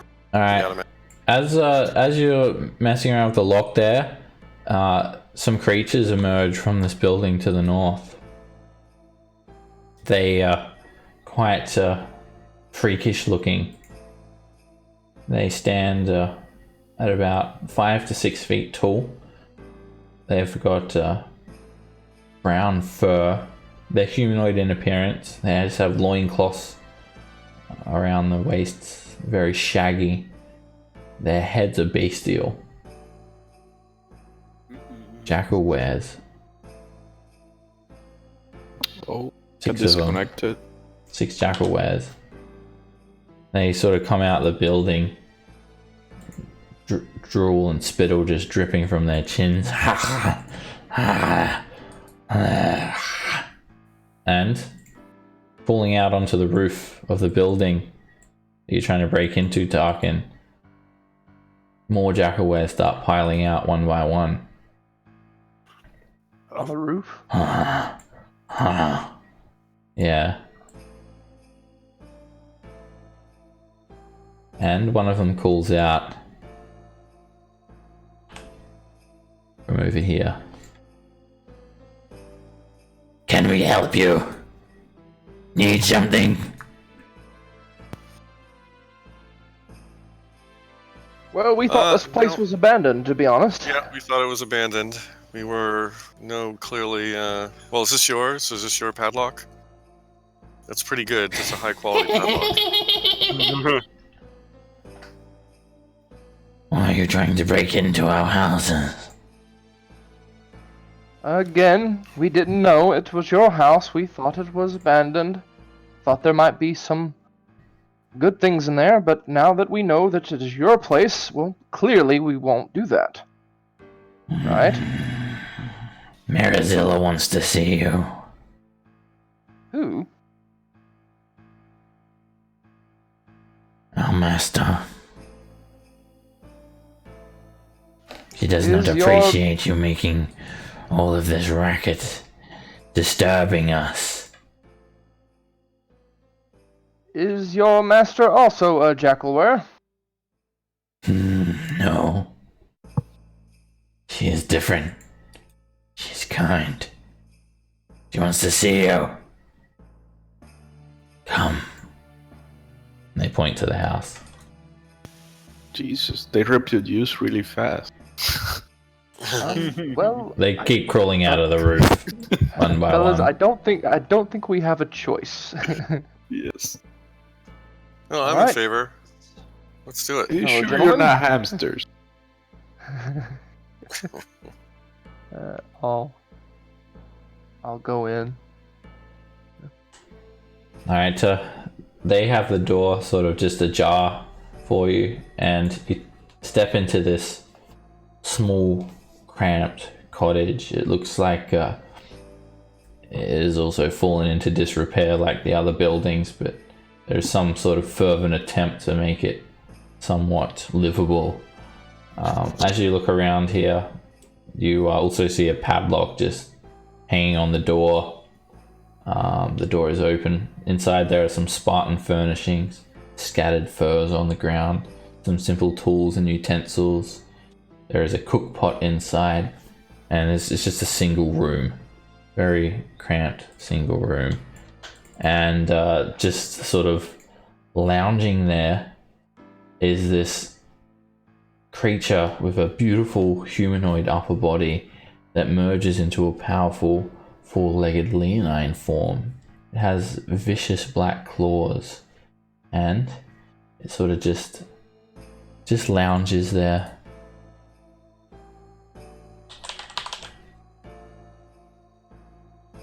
So it's like a centaur, but like with a lion body rather than a horse body, Yes. kind of. Are they speaking common, the jackals weirs? Yep. You must be the master of those jackalwares out there, Marilyn. Is that it? Please, come in. Make yourselves comfortable. Welcome. Not really any cushions anywhere, but we'll do our best. Pull up a piece of ground. All right. Ren's confused about that statement. All right, I Ren. am Marizilla. Marizilla. Okay. My jackal wares have been disturbed. They have told me You were trying to break into one of their houses? Well, in our defense, we did think that this place was abandoned. We did not know that anyone actually lived here. We were told that, well, that it was really only Kruthik here. You have disturbed the shadow hold. The sword you hold in your hand. You bore it from the statue? She looks over at you, Tarkin. Yes, indeed. Pulled it out, and then we had to fight a shadow demon and some shadows to hold on to it. You have unleashed darkness into the riven. Do you understand what you have done? No. Can't say that we do. You have It doomed doesn't us all. sound good, though. Please, dine with me. And she lays out, starts like laying out all of these mismatched plates from a crate that she lays next to. And then she starts to cast a spell. When she does, all of these strange exotic sweets appear on the plate. Huh. Can't say I've ever seen that spell before. Very interesting. It is customary that you dine. I feed my guests. This will be the last feast I ever have. For now, I am doomed. Now you say doomed. What exactly do you mean? What did we release? I'm pretty sure we dispatched what came out of the statue. Eat. And she starts casting another spell. Eat.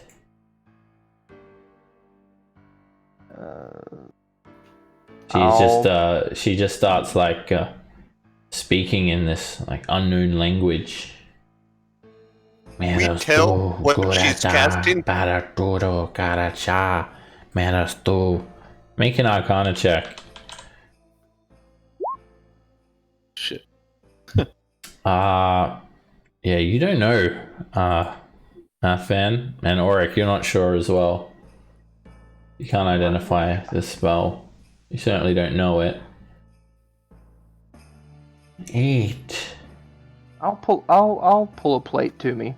Kind of sit down. Meraturo, para acá. Meraturos, para acá. Alright, there are just some simple sweets, like pastries with some sweetness to them. I'll stuff my mouth with the pastry and just kind of. So, can you tell us now how'd we doom you? As I'm eating.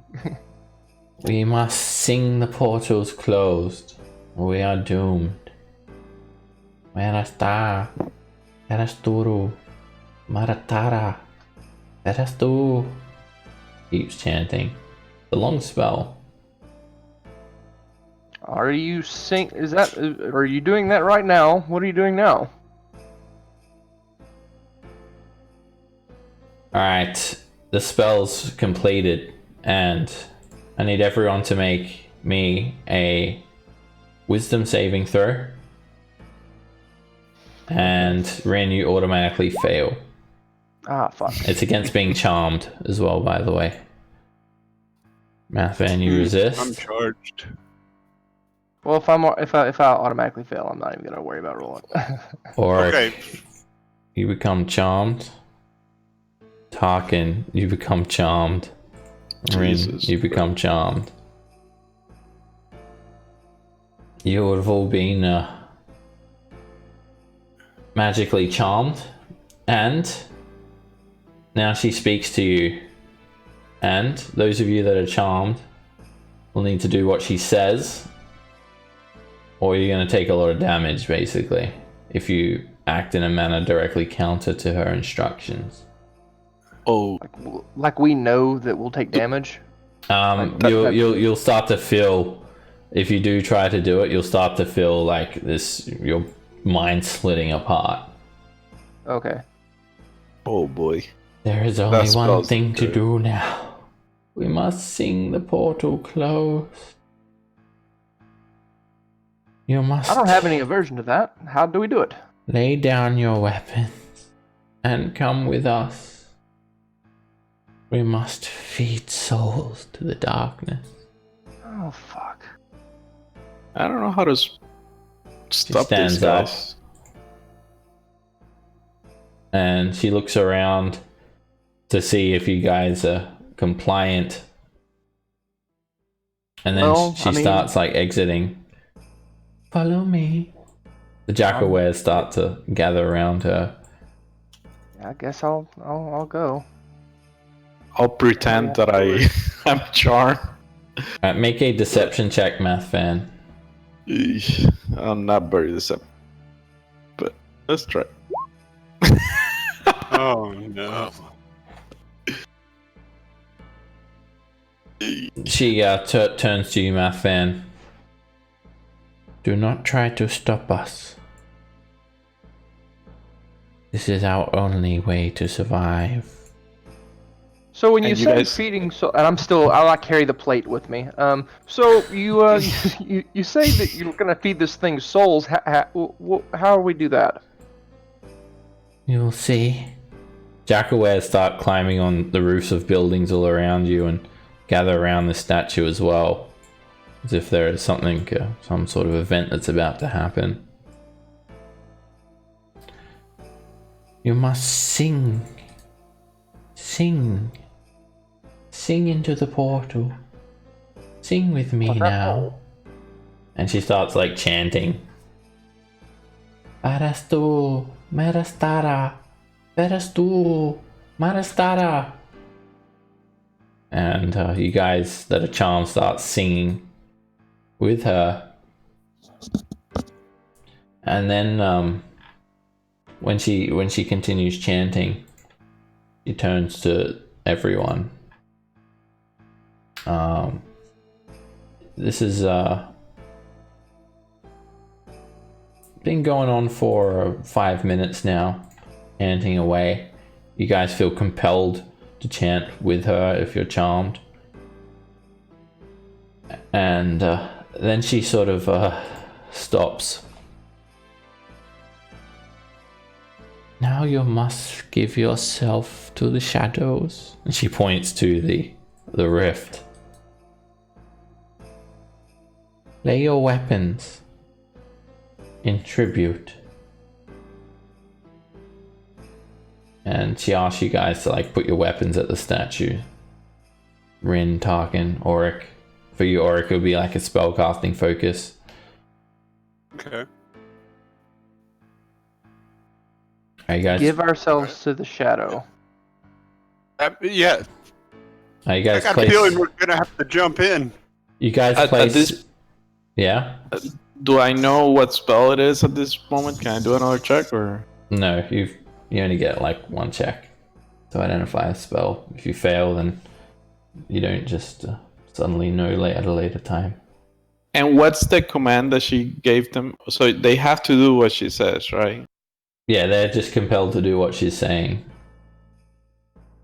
So she asks Auric, Rin, and Tarkin to place their weapons at the statue, and then like she asks you guys to like stand over that rift.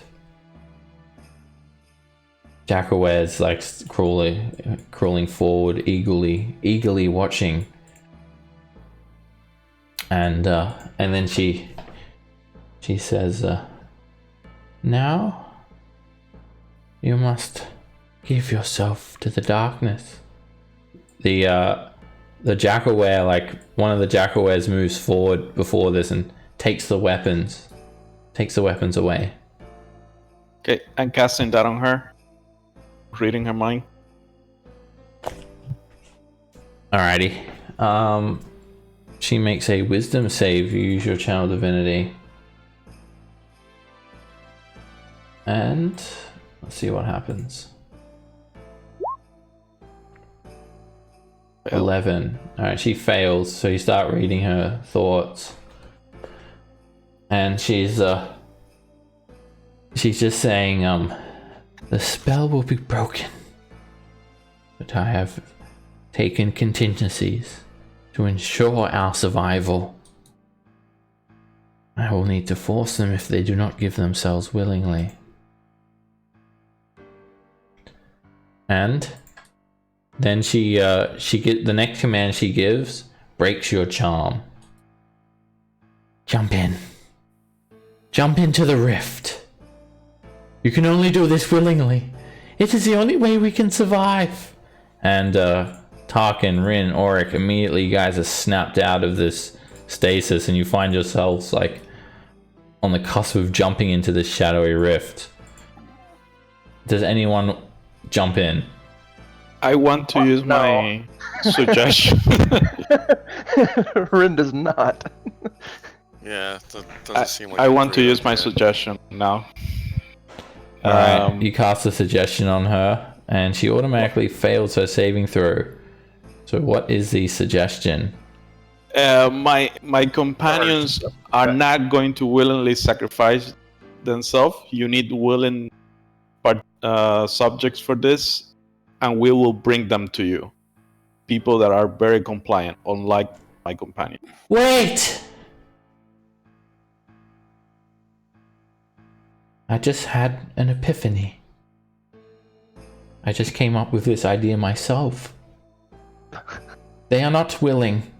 It may not close the portal, but you will find us willing subjects. Exactly. The Jackawares look like confused. But we don't have the time. We don't have the time for this. The darkness will rise up. The layers have been broken. Can you just, like, I don't know, move? Like, We not will live here? do it really fast. We're very good at Can we this. move? Look at us. Look at us. Do you think we can live among the others? We are ridiculed, hunted like animals. There is nowhere else for us to go, and now our home has been ruined. But we must trust in our master. We must trust in the words of Merizilla. And they all respect her decision. And bring us our stuff. Yes, so we can more efficiently look for the sub or sacrificial lamb, whatever you want to. Our equipment. Yes, they will need their weapons. Bring them back, she calls out. And the Jackaway comes and drops the weapons at the foot of the statue again. Go forth now, my minions. Bring me those who are willing. I bow. Yes. I will bring them back to you. You all have a good day. Excuse me, sir. Let me get through there. All right. I got it. Be quick. go. Our lives depend on it. That was the last time they ever saw you again. Yeah, not Rin is usually not a fan of the whole deceiving things, but at this point he knows we wouldn't get out of this alive if we didn't follow along with this. Madman saved our lives. Very good. Oh yeah, yeah, for sure. Alright, you guys hastily leave Krufix Boulevard. Actually, Tarkin was still standing over the pit. He's contemplating He was thinking suicide. about He was thinking about it. Could he survive it? Could he jump down and grab the ledge and then just wait it out and then crawl back up after everyone left? All right, you guys hastily move away from that area, back into the trash market. And were we still being followed by Crackhead the entire time? Make a perception check. All of us? Yeah, anyone wants to try and see if you can see him. I roll pretty well whenever I'm looking for Crackhead.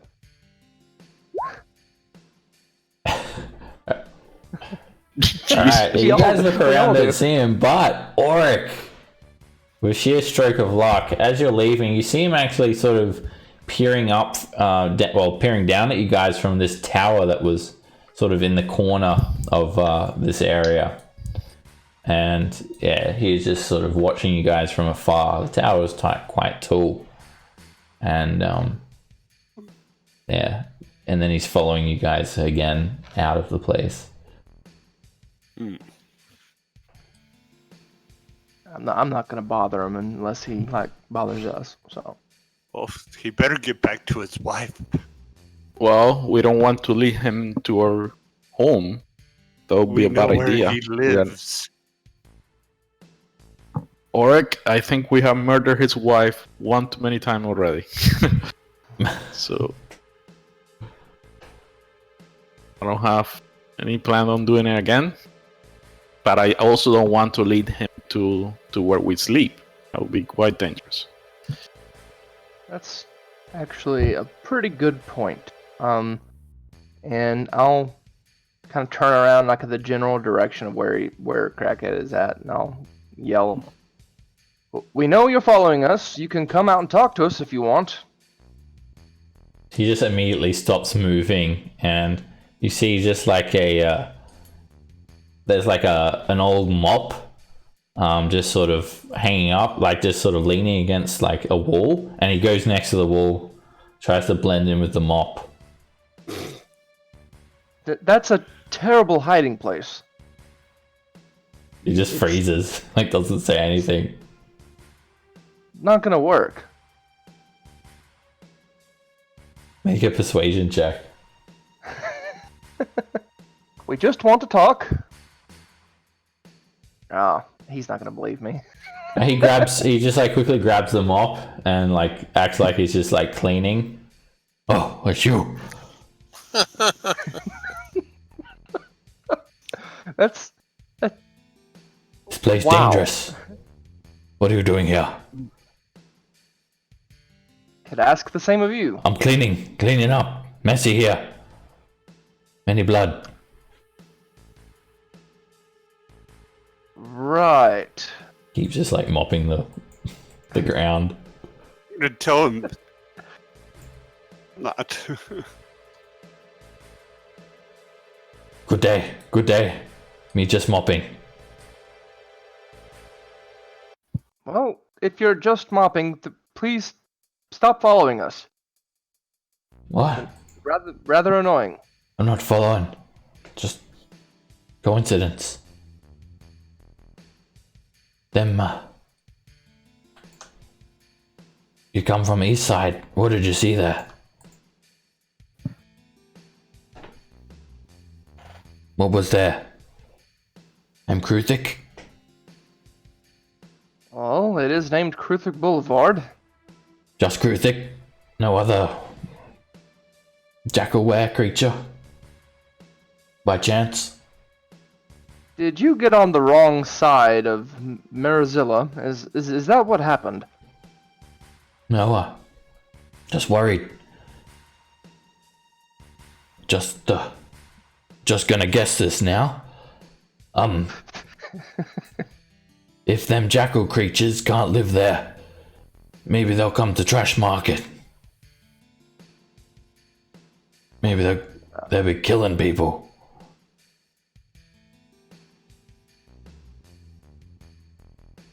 Or you could work together and like find a way to not kill each other, and maybe instead focus your attention on the real problem, which are the Gith. Huh? The Githy Yankee. Them?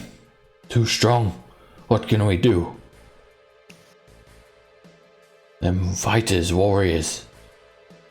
Look around. No one here can fight them. Well, all the more reason to try to get along.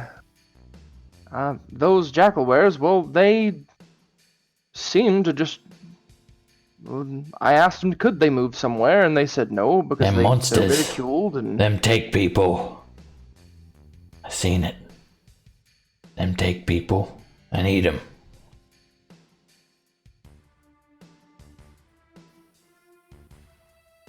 Them gonna come eat everyone.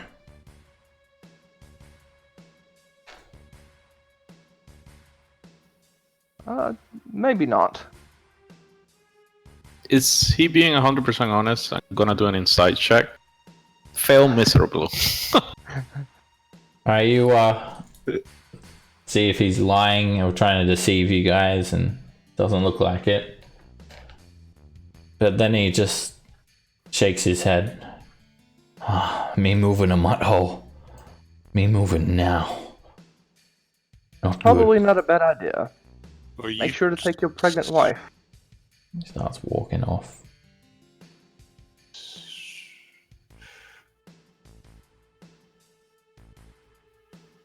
longings, everyone.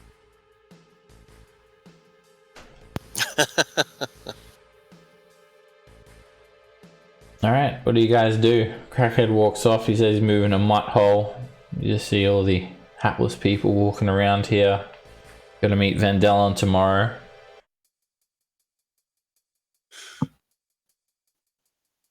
But do we want the problem have? Sorry? Those, they were jackal something, jackal wares? Yeah. Mhm.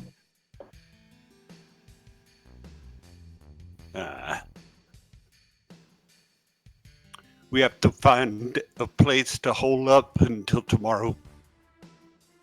You guys have been staying in this like warehouse, so you guys want to just go there and rest and then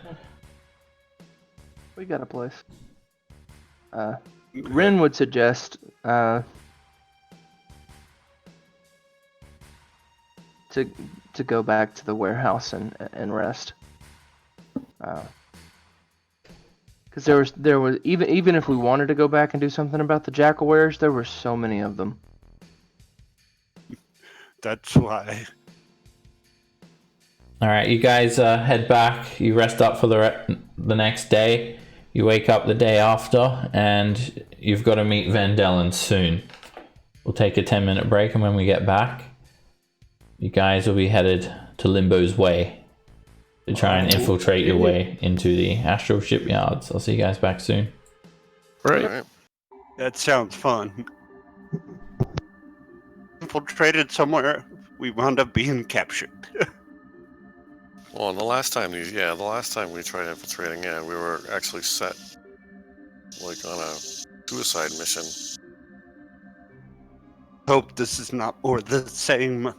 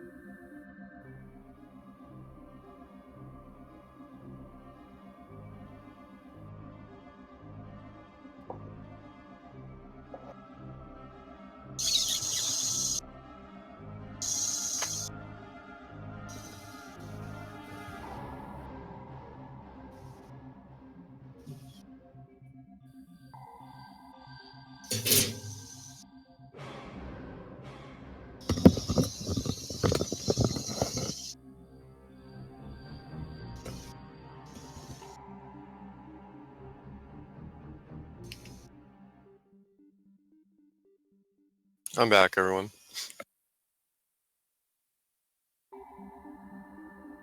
I'm back as well. Me too. Did we get a long rest, or are we trying to get a long rest right now? We already did. Yeah, he We said did? to take a long rest. Yep. Okay.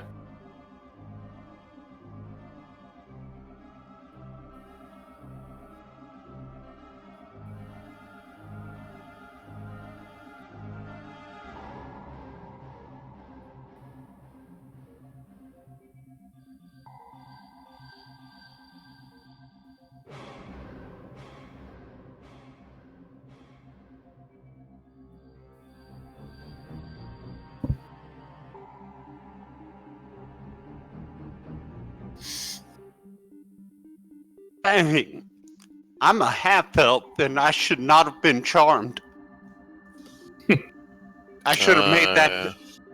I should have made that save at advantage. Yeah, true. But I can't. Well, Yeah, but he did say that it was a charm effect. Yeah. It could have been something else, but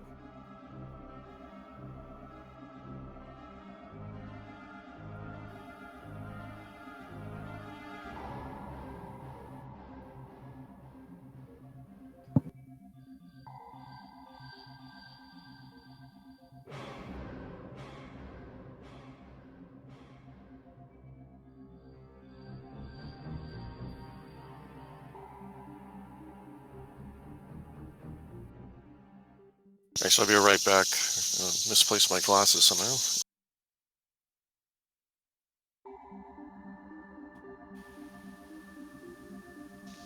And they were on my head, of course. that's At least I didn't spend 20 minutes first picking an argument with my wife over it.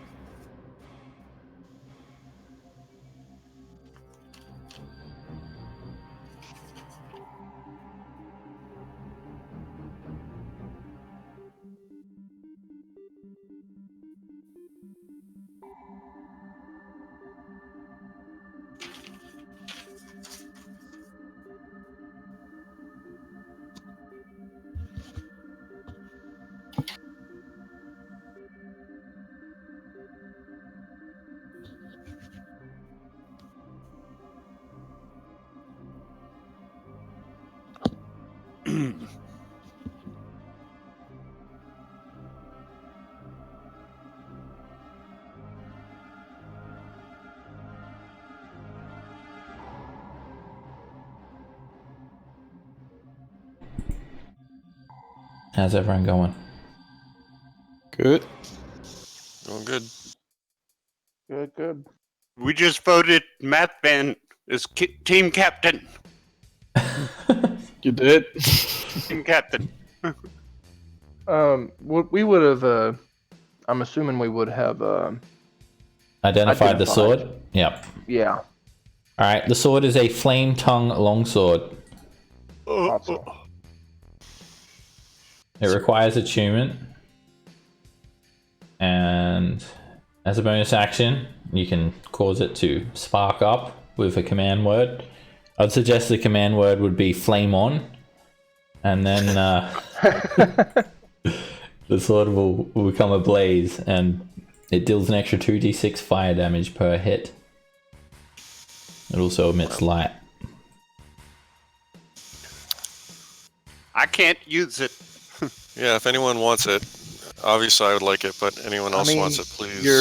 If you can use a longsword. You're literally the only one that can use it. Right, you've got 3 items attuned already, Tarkin, so you'll have to unattune Yeah. from one to replace it with. So the Your short is the weapon. short sword attuned? The short sword's not attunement, but the boots, the cloak, and the belt are all attunement. Hmm. Oh man. Aren't we also attuned to the ring? Oh. Yes. So you've actually already got too many. Unless you don't have to be attuned to the ring. Yeah, I don't have a lot of thinking going on anyway, so. Well, the belt is tremendously useful. Yeah. What else was it? These the belt. boots, they increase your movement speed Boots. to 40 feet. Hmm. And then the cloak of protection, +1 AC and saves. So you have to decide. So I think the boot. So the sword is worth keeping over the boots, I think.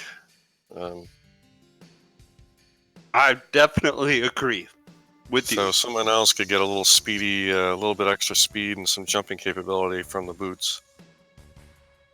All right, so you'll swap out the boots for the flame tongue. Now, Yes. did you? I presume you don't want to be attuned to that ring of mind shielding. Correct. Yep. Okay. That will block mind flayers from reading your thoughts. So it blocks mind players from reading my thoughts, and Or that's anyone. it. Just Anyone from me or reading anyone your from thoughts. Yeah. reading our thoughts. By the way, how does everyone feel about that? I could give up the cloak if we think it's important to be blocked. Well, I mean, Ren would definitely be attuned to his ring. I will definitely be attuned to the ring as All well. right. So can anyone take the cloak then? I'll give the cloak I'll up. take the cloak if you don't All want. right. So you take the cloak then. I I'll think take the ring. Auric Yeah. has. Oh no, you've got like 2 magic items at Auric. Auric does have the least amount of magic items. Well, sort of. But maybe Mathvan's more of a frontliner. Yes, with that my AC goes to 20, so it's always nice. Yeah. Okay. Cloak goes to. I mean, in my opinion, I've got the best magic item out of anyone. Well, except for the belt. The wand. Yeah, they're both pretty good. Oh, it's a staff. Oh yeah, the stuff. Alright, so Tarkin, you've got 3 magic items, Flame Tongue, Belt, and the Ring. And you've also got 3 now, attuned Mathvan. Auric, you've got 3. Everyone's got 3 magic items attuned. There are these boots that are left over. Should they go to Olican? Yeah. Actually, I think he's got 3 items. Does he have 3 as well? Yeah. What have do a lot I of magic have? items. I don't even know. Yeah, this campaign is intended to have a lot of magic items because the creatures are quite tough. Tries to balance it out a bit.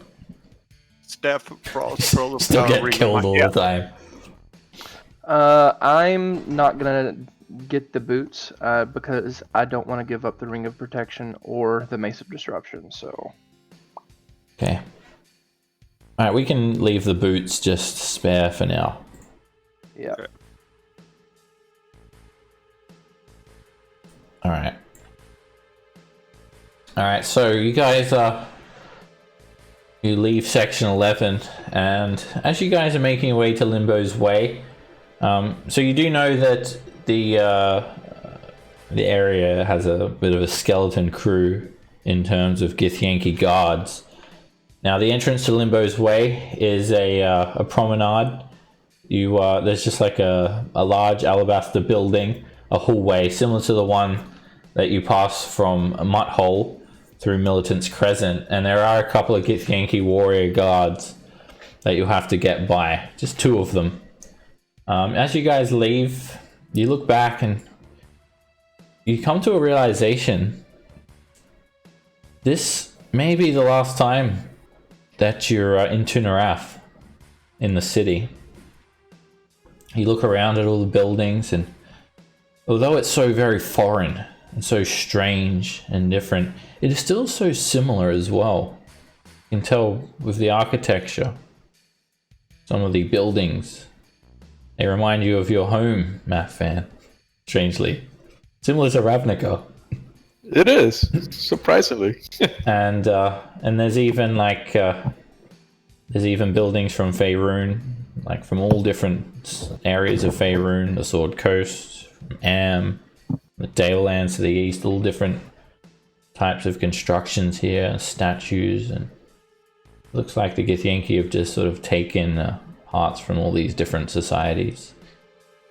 You see the merchants go by, farmers coming in from the Glath district, supplying the soldiers with food, not for when they're here, of course, as you haven't needed to eat or drink, but when the Githyanki travel to the material plane so they can come of age. And you leave it behind you. There's a couple of Githyanki warriors that you need to get by. The heat is off, you guys. That was the whole purpose of you spending a couple of weeks here. So it should be pretty easy to slip by. Of course, this thoroughfare is the main passage from for merchants coming from other realms, from the astral shipyards to come to the different sections of Tunarath. So it is sort of free passage for non-Gith. However, you guys will still need to make charisma checks just to get by them to see if they recognize you or not.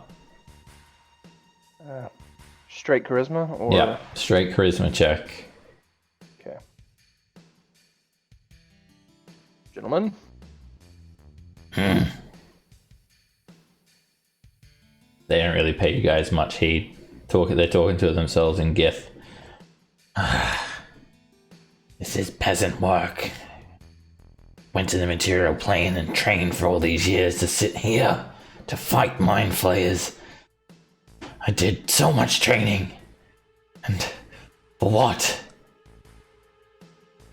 And you just hear him complaining that they're not fighting in the war. You guys pass on through. You head up this spiral staircase that wraps around on itself many times. It leads all the way up 100 feet into this catwalk. You walk along the promenade, and you've got a commanding view of the area as you walk by, headed towards Skiv's Landing. As you guys are passing by, again, it's like a shooting gallery. You could, fire down ranged weapons on any sort of insurgents from the people if, the Githyanki can keep them in control. You guys witness something. Screams of terror. You see jackal wares just starting to spill out into the trash market, grabbing people and just jumping on them, knocking them to the ground, ripping shreds out of them. And the Lamia just galloping through with her sword, cutting people down. And it's too late to turn back for them now. Oops. I would turn back if we could. If you do, you'll risk missing Vendellen. But at least Crackhead got a chance to move to the mutt hole. And That's we true. unfortunately got bigger fish to fry. There are greater evils to worry about. I mean, unless you guys absolutely must, you could just sort of leap over the edge or whatever. But even the Githyanki warriors, they don't run in to help. They just sort of turn their heads. You guys can hear them from a couple 100 feet away, chuckling, rubbing their hands together, getting a little bit of entertainment for the day. Some people start to take up arms, and you think many will die. And you just see this shadowy veil of darkness when you look over to your right. You can't see anything. Well, we've royally fucked up this place. Wow. Alright, you guys head forward, and you sort of continue along this catwalk, going past Skiv's Landing. It just looks like a bit of a stopping, an outpost, like a checkpoint, basically. And that's where you guys are now. You're at the checkpoint at Skiv's Landing. It's called Kranatok. It seems to be like a bit of a military barracks for Githyanki. You guys approach. It's a fortification, like a castle. It's pretty small though. It has turrets lining the walls, and a 20-foot high parapet curtain wall skirting around the outside of it. It seems to be the only way into Skiv's Landing. Sorry, not Skiv's Landing. Well, yeah, you have to go through Kranatok, which is a Githyanki name for this Skiv's Landing, to get to the astral shipyards.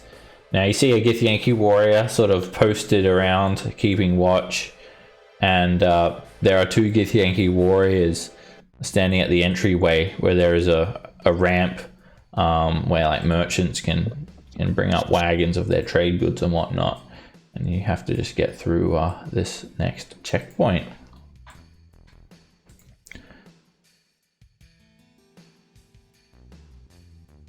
So, You guys head on up, and there's a couple of Githyanki just standing here. This is like a ramp leading into the entranceway. And they're obviously like, preventing anyone from getting through. This is like one of the curtain walls. One of the towers. This is the curtain wall here. And you can see some arrow slits leading into like a quarters to the north here. Well, good morning, gentlemen. Well, I suppose it's morning. Halt! One of the Githyanki say. They're just dressed in half-plate mail. They've got weapons. They look like warriors. Turn back! One of them calls out. Broken we must common. needs get through to the shipyard, though. No one goes by today. Is there any specific reason why? Move along! But we have to deliver this to someone, and I want to pull out the psychic crystal that Vendellen said that they use on ships occasionally. He looks at it, and he steps up to you, face to face, and he puts his face up, and gets in your face. You can feel him breathing down your neck. I told you, no one goes by today.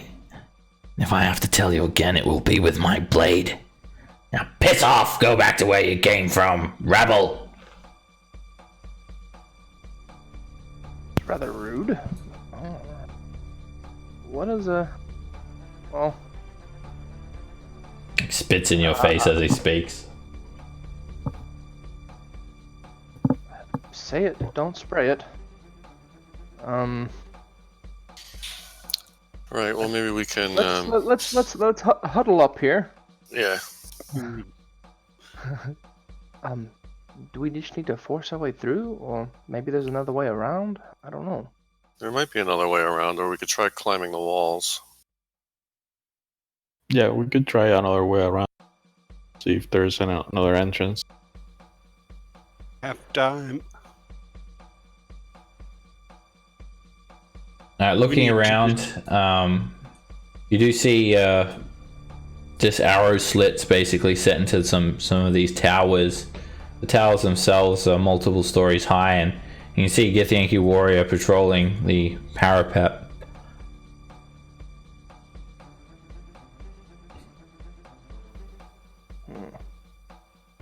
He's looking out over at all of the murder that's happening down in the trash market.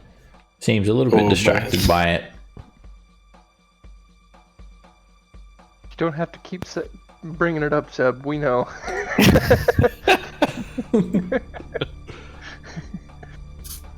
Ren's paladin heart is bleeding right now for not being able to help, but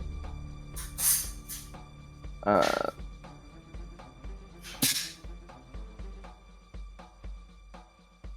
wish there was a way to get the arrow slits. The arrow slits are at ground level. They're just a few inches wide, about a foot tall. Well, I guess I could technically get through, but not everybody can, so. The Githyanki warrior, yeah, he's not really paying too much attention to what's happening directly below him.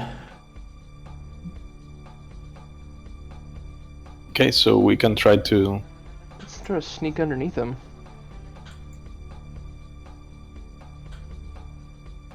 You guys can make a stealth check, group stealth check to sneak by him.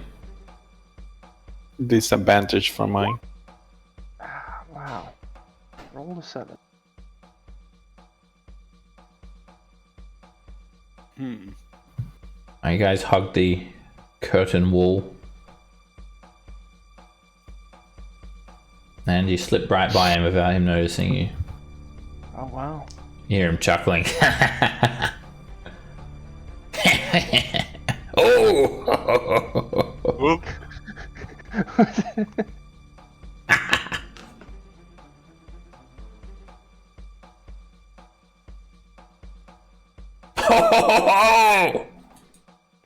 Oh man, that's so bad.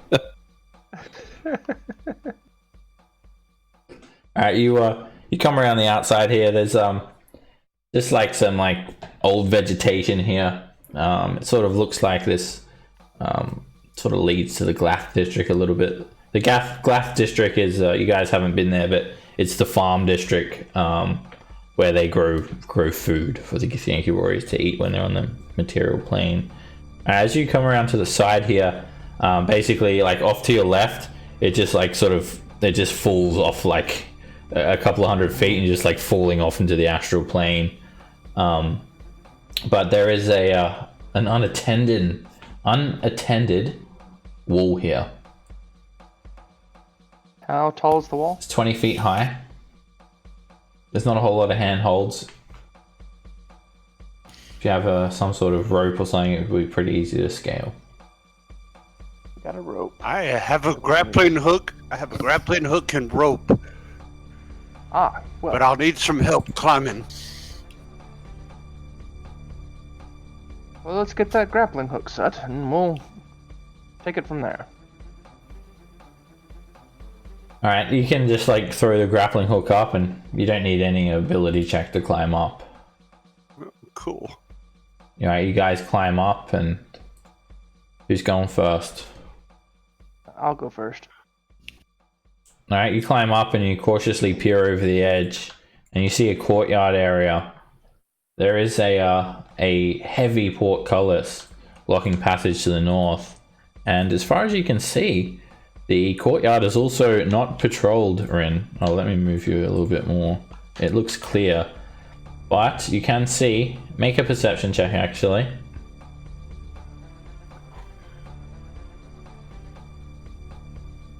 Alright, you can see through the window a very heavily armored Githyanki. It looks like high-ranking, well above the Githyanki warriors. He's sitting hunched over a circular wooden table in this small building in the center of the courtyard. It's like looks like a barracks or something. You can just see him there through the window. I'll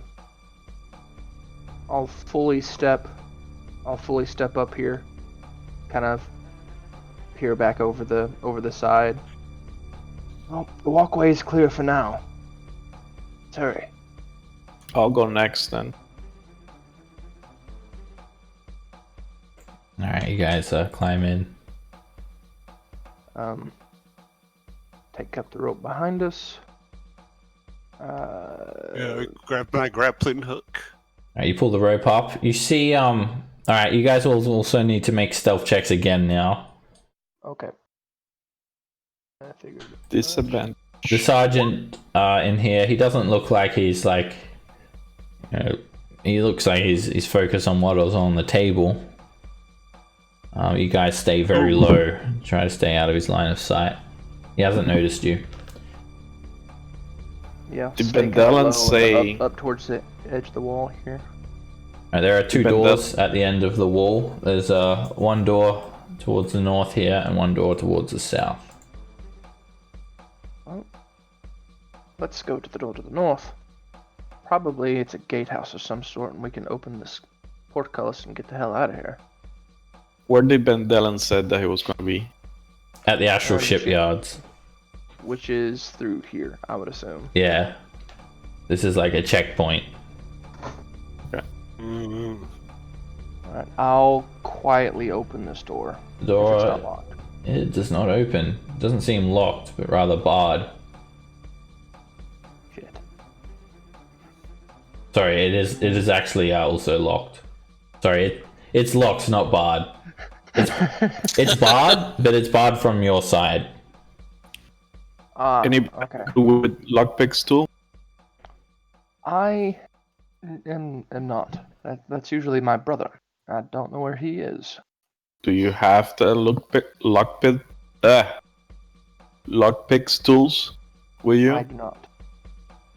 Look at the party loot. I don't think we have any in there either.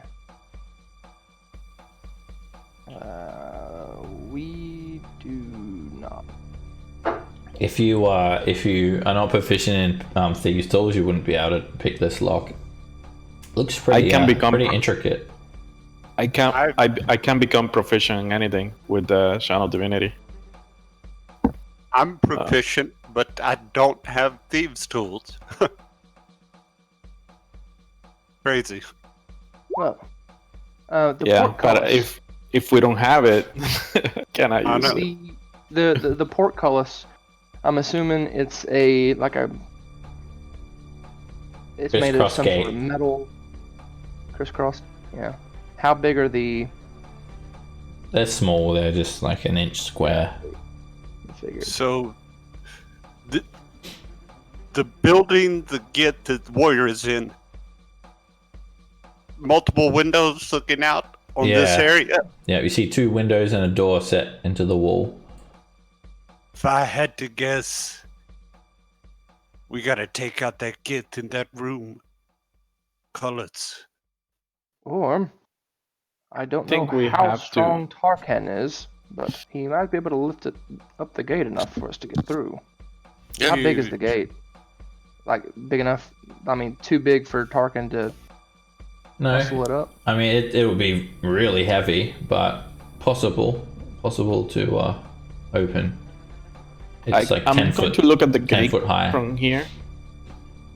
I'm going to look at the gate from here and see if I can decipher what the mechanism is to raise the gate. Like if in which direction, if there are, for example, like chains, in which direction the chains are running. Is it this way Make a investigation or this way? check.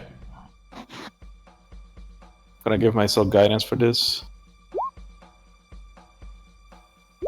Oh my god. You can't figure it out. You're not sure. Yeah.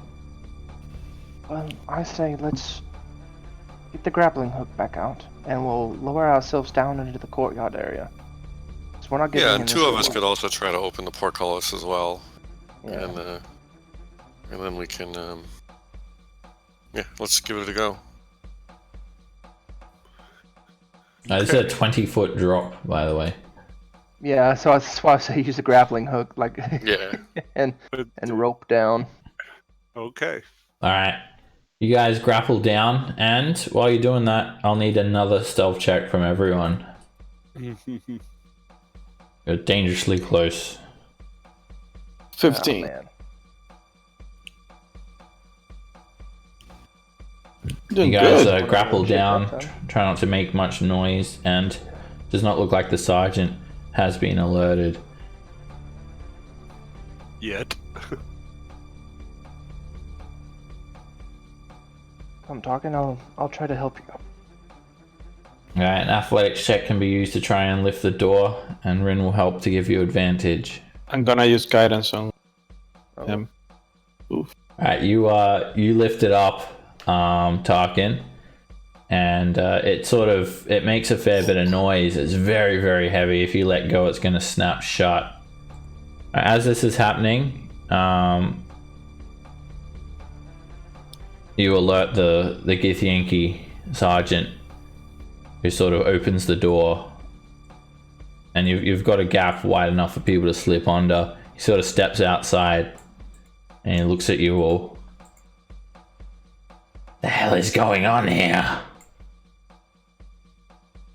He draws his silver greatsword. Nothing. You don't have to worry about it. We're just going to the shipyard. Get Go, under go, the go, go, gate. go. Go, go, go. Yeah. Wow, he's holding Alright. it up. I'm going to roll initiative. Hold up. Oop. I'm going to roll initiative to see who reacts quicker. Alright, you guys will react quicker, so you'll be able to run through, but Tarkan, you'll still have to hold the gate for everyone. So you're up. He's gonna definitely get you at least once, and then you guys know he can misty step. Yeah, jeez. We have the upper hand right now. We need to take this guy out. Are there other Githyanki nearby that we can see? Yeah, if we make too much noise, it's just You gonna be look bad. out, there is just another catwalk that leads down for about 100 feet and then opens up to this sprawling shipyard. You see all sorts of vessels, the swirling colors of the astral plane. You think you're riding red dragons flying around. I mean, it's like the guy saw us, so he's gonna. We'll be fighting this guy one way or another. If we want to fight him, we want to fight him on the other side of the gate. We don't want to be trapping. But we'll just. I don't think it matters which side of the gate. We can always open the gate again. Drop on a guy like this. I can try to hold him in place, but I can't do that. I still want to be on the other side of the gate. Like if he alerts the guards and we are in here, it's just gonna be bad. Okay. What do you want to do, Tarkin? Yeah, talking. Well, I feel confident we could take this guy out, but I guess we're really spending too much time talking. I don't want to be attacked while I'm holding up a portcullis. Yeah. Cause hard. I think I have to drop it and go after him. Alright, you drop the portcullis and it crashes back to the ground. Alright, and then I'm gonna go 5, 10, 15, 20, and I'm just gonna attack him. Well, he has this wicked gnarled silver blade in his hand that he's drawn, and he sort of just smiles at you come at him. Come on then. Show me what you've got. Tarkin, that's really bad. Blame on. Let's attack him with the flame tongue sword first. He just brings his silver greatsword up and he catches your blade. There's an explosion of fire. So it does take your bonus action to light that as well, Tarkin. Okay. Alright, so that was my first attack, and my bonus, so now my second attack, and this one I'm going to try to trip him. Okay. Alright, 28 hits. You come in with a flame tongue again, and you slice through a gap in his plate mail. Damn, good roll. Alright, you hit him for 20 points of damage, 13 slashing and 7 fire. And another 4 from the tripping attack. You go for his leg. You slice. What's your DC? I actually calculated that. 17. Alright, he just managed to keep his footing, and he looks down at the wound, and he looks back up at you. You're so dead.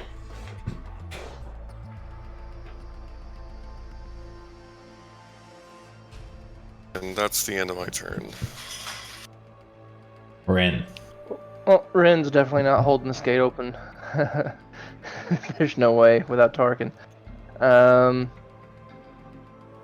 I'm gonna run to here. Actually, I'll get all the way up on him. And I'm gonna bonus action Vow of Enmity. Cause he seems like a strong dude. And then I'll try to go to town with my mace. 23 hits.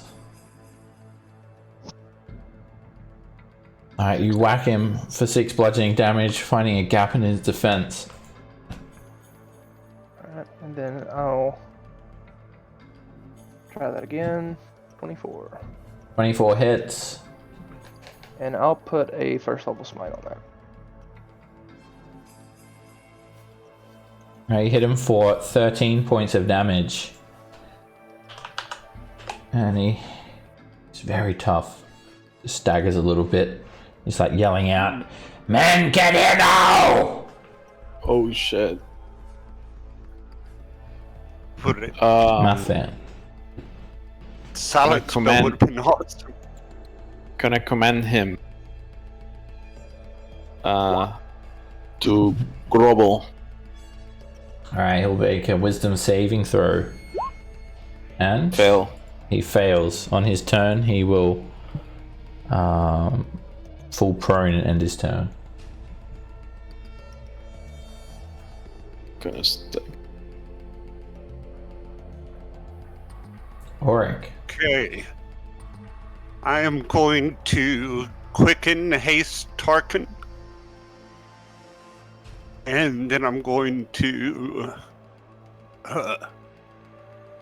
action because actually I might as well try to fire at him with disadvantage with Firebolt. Alright, He's not prone yet. Yeah, he's not prone yet. Alright, 14 misses It's still him. not gonna hit him. He interposes his plate armor and the firebolt dissipates. On his turn, he just sort of kneels, like digs his sword into the ground, rides a little bit, and he ends his turn there. At the start of this round, you guys hear some doors opening. The door opens in this room, and a Githyanki warrior, he runs in. You see him through the window. Another one comes around to the south here. They both join the initiative. Tarkin. Okay, going to go after this guy with the flame tongue sword. So this time the flame is on. 20 hits. Alright, you just slash through him. It's a big lick of flame that just explodes upwards. He takes 21 points of damage. Oh yeah. Alright, and then his bonus will be just the regular longsword. And it's a crit. Wow. Alright, you slash again. Green blood just sprays against the walls. You hit him for 11 slashing damage, cutting a deep wound on his side. Okay, so now this is my second attack. The flame tongue. Oh, you're just using a regular longsword on the other hand. Okay. Alright, 24 hits. And you stab the longsword straight into his chest. Fire just explodes upwards. And burns like most of his face away. Even with this grievous wound, he's still alive. It's a hasted action. So now with the haste, I get a whole another 3 attacks. Like another. No, I you get get another bonus. Just one. Yeah, you can One do more. a dash, dodge, disengage. Sorry, dash, disengage, hide, use an object, or a single melee attack. Actually, I'm Okay, not sure if you can so- hide, but yeah. I will attack him Oh, you can again hide. with the with the Spoon flame tongue attack. sword, yeah. That's what you can do with it. Alright, 27 hits. And then you just send, like, you just sort of squeeze the handle of the longsword and it just sends another explosion of flame that engulfs him, burns all his flesh away, and he sinks to the ground dead. Boom. Was that a knight? He was a Really sergeant. used to be.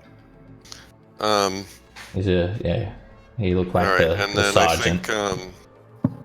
I think that the next thing I'm gonna do is he's just gonna run up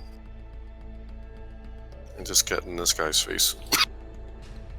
All right, and then that's the end of his turn. Ren.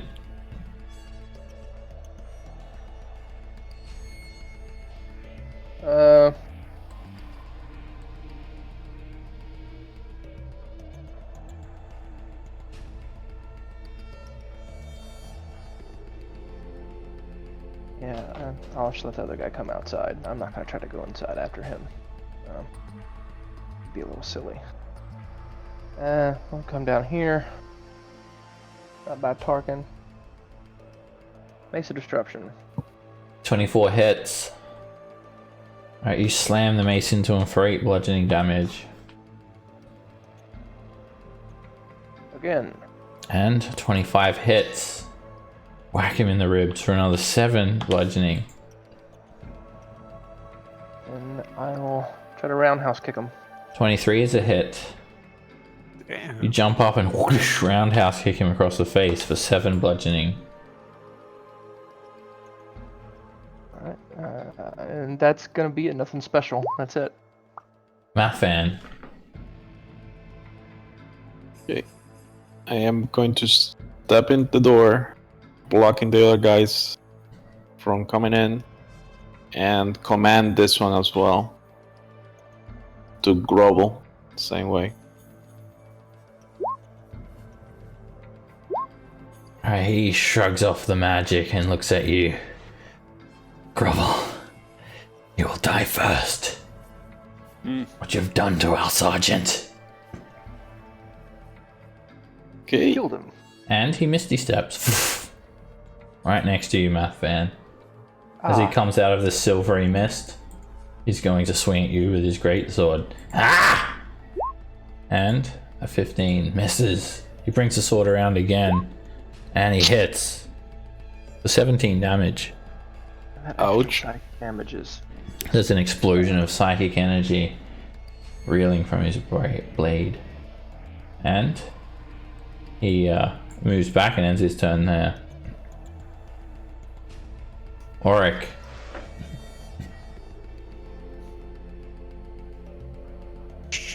Okay, I'm concentrating on haste, so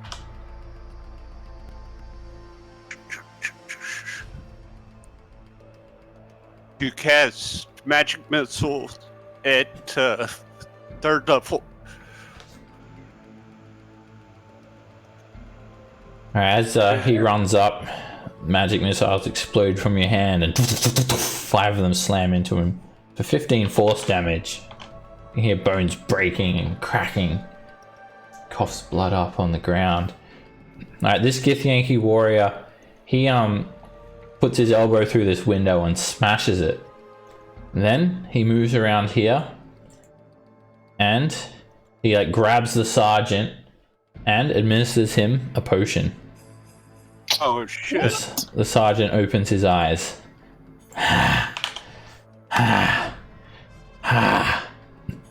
And then the Githyanki warrior is going to move back, provoking from you, Mathan.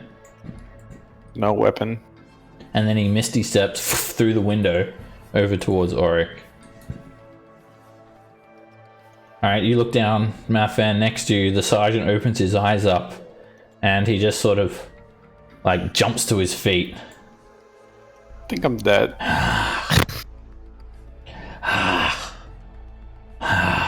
He's very badly injured still.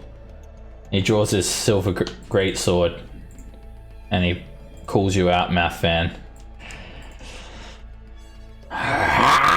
He just screeches and he comes in at you very, very quickly. With his silver greatsword, he attacks. 14 misses. You can feel this scream of psychic energy discharge from his blade. Ooh. As he draws it through, he comes in with a second attack. And luckily, you manage to use your armor to block the attack. You're almost thrown off your feet from an explosion of psychic energy. Yes, that's bad. Kill him. Tarkin.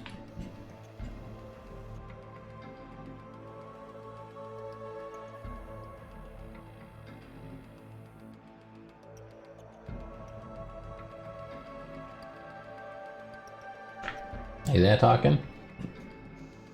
Yep. I was Not just saying talk- I already killed you once, but this time. Alright, you're attacking the sergeant? Yes. Alright, he blocks an 11. Alright, and then bonus.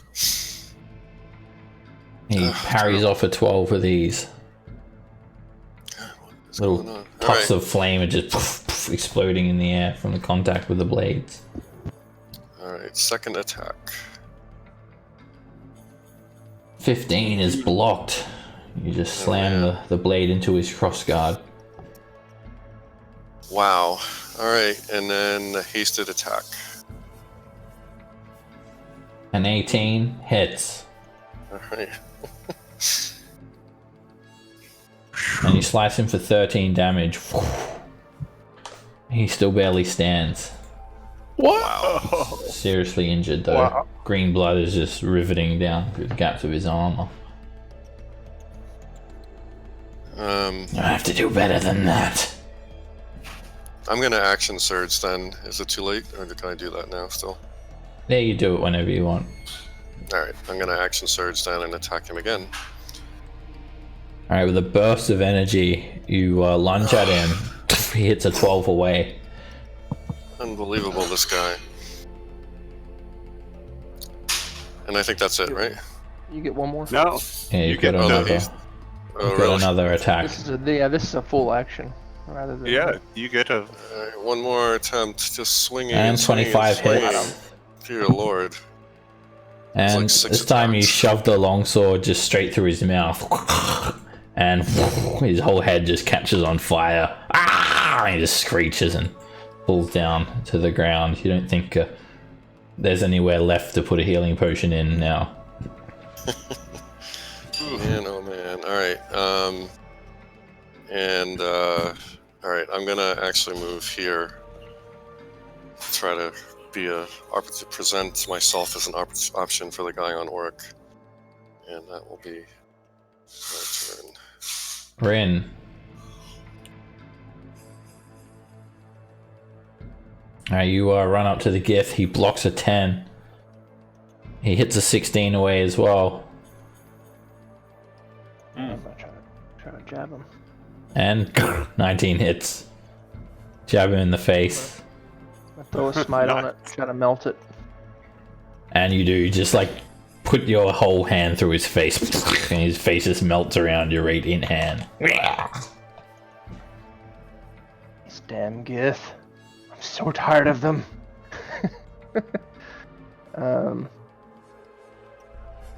How far did I move just then? I think I can move another 10.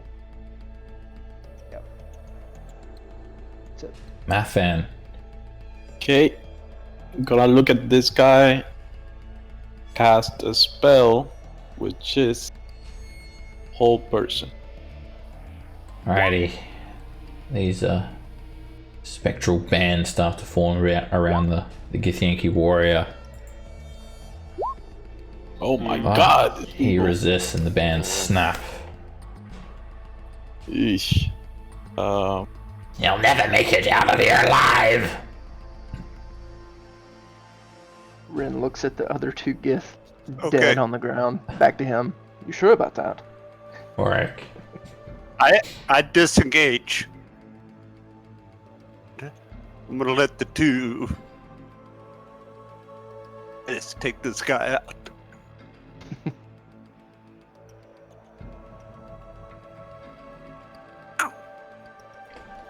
He misty steps right next to you, Oric. Why would he possibly want me? Oh, he And- wants to get away from them. He swings at you as he passes by. Ah! He lunges. He hits you for 23 I'm points of damage. I'm going to shield that.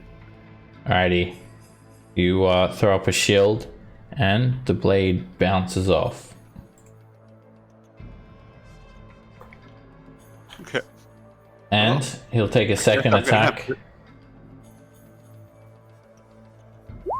And it just bounces off as well. And then he heads to the corner here and runs around the corner. Tarkin. Alright, so we're gonna go after him. So 5, 10, 20, 25, 30. Alright. Alright, when you round the This is corner, the two Githyanki gate guards have arrived. And then Oh you my- face 3 of them. That's okay. Alright, and then I'm going to attack this guy. So, first attack is the Flame Tongue. A 10 is a miss. He parries you. And then follow up with regular longsword. He blocks a 14. Alright. Just having terrible luck here. Alright, and then this is my second attack. 16 misses. Wow. Alright. Alright, and then this is my hasted attack. Wow. And 14 is a miss. These are all like rolling like 3s and 5s. Alright, that's all I can do. Let me think. Yeah, I'm just gonna have to end my turn. Alright, this might get rough. Rin. I hear my buddy over here. 30 feet.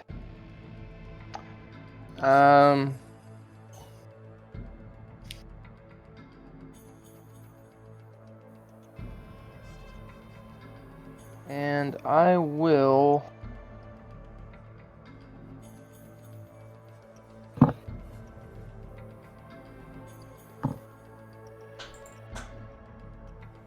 I'm gonna Misty Step right by Tarkin.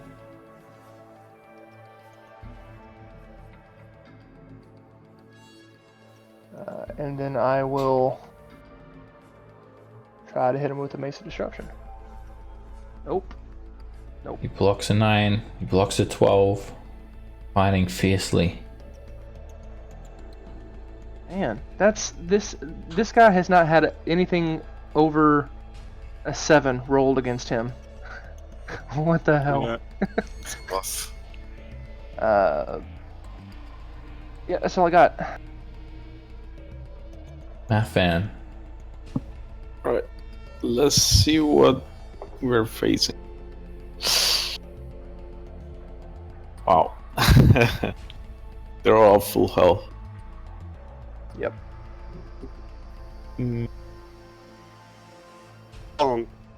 Okay, at level 3, I'm gonna cast Command. Level 3. So that targets 3 people, right? Yeah, I think so. For you to target extra person if you upcast it. Okay. And the same command, Grovel. Alrighty, they'll make wisdom saves. And the back 2 are affected. They'll grovel on their turn. Thank goodness that was keen. That was good. That was real good. Alright, this one falls to his knees. So does this one. They just drive their swords into the ground, kneeling, writhing and struggling. Auric.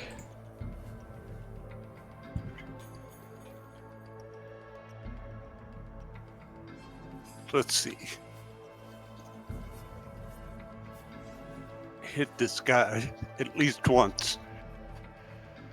Upcast magic missile. Can he block magic missile? That's gotta hit. No.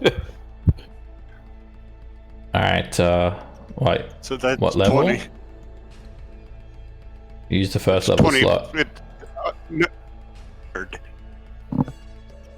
Were you doing at second level? Third Third? level slot. Yeah. Okay. It counted off a first level slot for you. Oh yeah, I know, but I'm gonna.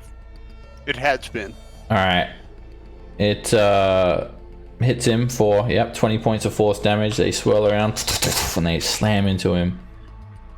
20 points. Okay. Good. Is using a pearl of power a bonus? It's a full action, isn't it? I think it is a action, to recover the spell slot. Alright, this Githyanki warrior is going to attack Rin. He'll swing once, and it hits for 14 points of damage. Honestly surprised it wasn't a crit. He'll swing again. An 18 hits. He slashes you for another 16 damage. And then he misty steps back into this room. And then he slams this door shut.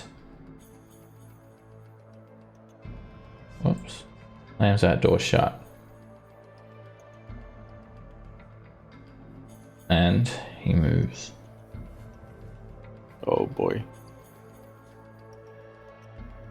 We should have run. Tarkin. We're all right. So what do you all think? Should I go after that guy or Actually, Hit this one's the Hit prone. Yeah, they're prone, but the other guy might be that's getting advantage. friends. The other guy might be getting friends, but all right, I'll leave that to you, Rana, so I can kill these two. All right, so going to all right, so on the guy immediately to my right, first attack. 23 hits. Thankfully. No, you slash through him. 18 points of damage. And then bonus. And a 14 misses. You hit his armor. Alright. And then this is my second attack. 21 hits.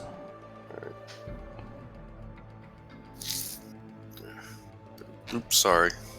And you slash him for another 14 points of damage. More fire just blazes upwards. And then, one more attack, my hasted attack on him. An 18 hits. And you slash him again for another 12 points of damage. He's very badly injured.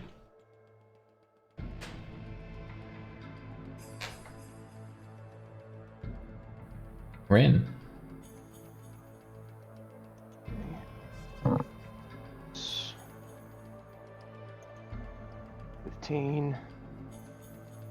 Even if it would be a disadvantage, still don't want to take an opportunity attack from this guy, because it'd probably put me down, so I'll try to bring my mace down on top of his head. 21 hits.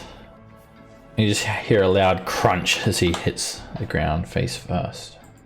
Okay. 20. I'm gonna use my interactive objects to open the door. You push these doors open. You see the Githyanki headed to a doorway to the north.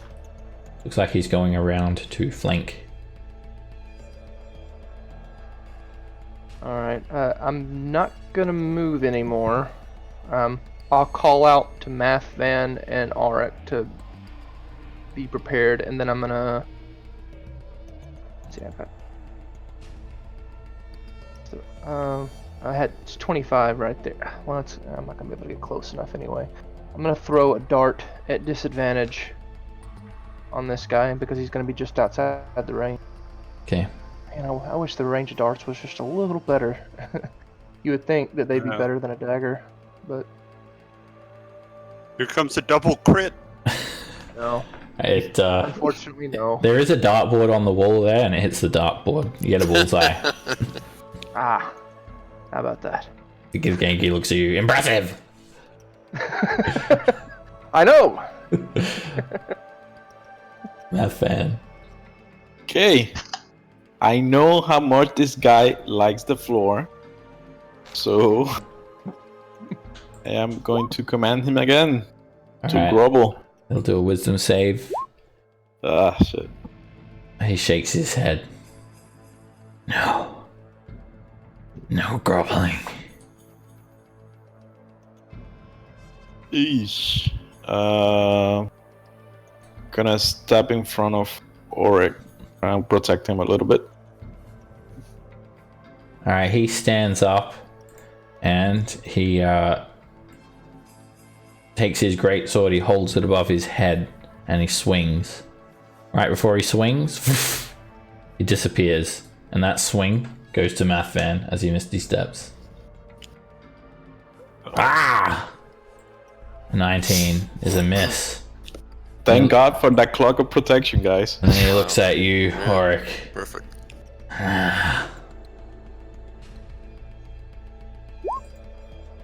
And then he swings at Math Van again. 11 misses. He looks at Auric and then he swings at Math Van. Which one of you Which one of you are causing him to move so quick? You'll die first! Warwick. Not me, buddy. Right in his face. And I hit him with a cone of cold. Jesus. Okay. Well, this is like the first time I could cast it and not hit one of y'all with it. Alright, you It's gonna hold the hit. staff forward and you just blast him in the face. You see a massive blanket of cold just freeze on the walls. And That's funny. just explodes on him. Oh. Good roll, too. He just screeches as he's severely burnt by the cold for 39 points of damage. Surprisingly, even though he's like completely frosted up, he's still alive. And that will be my turn.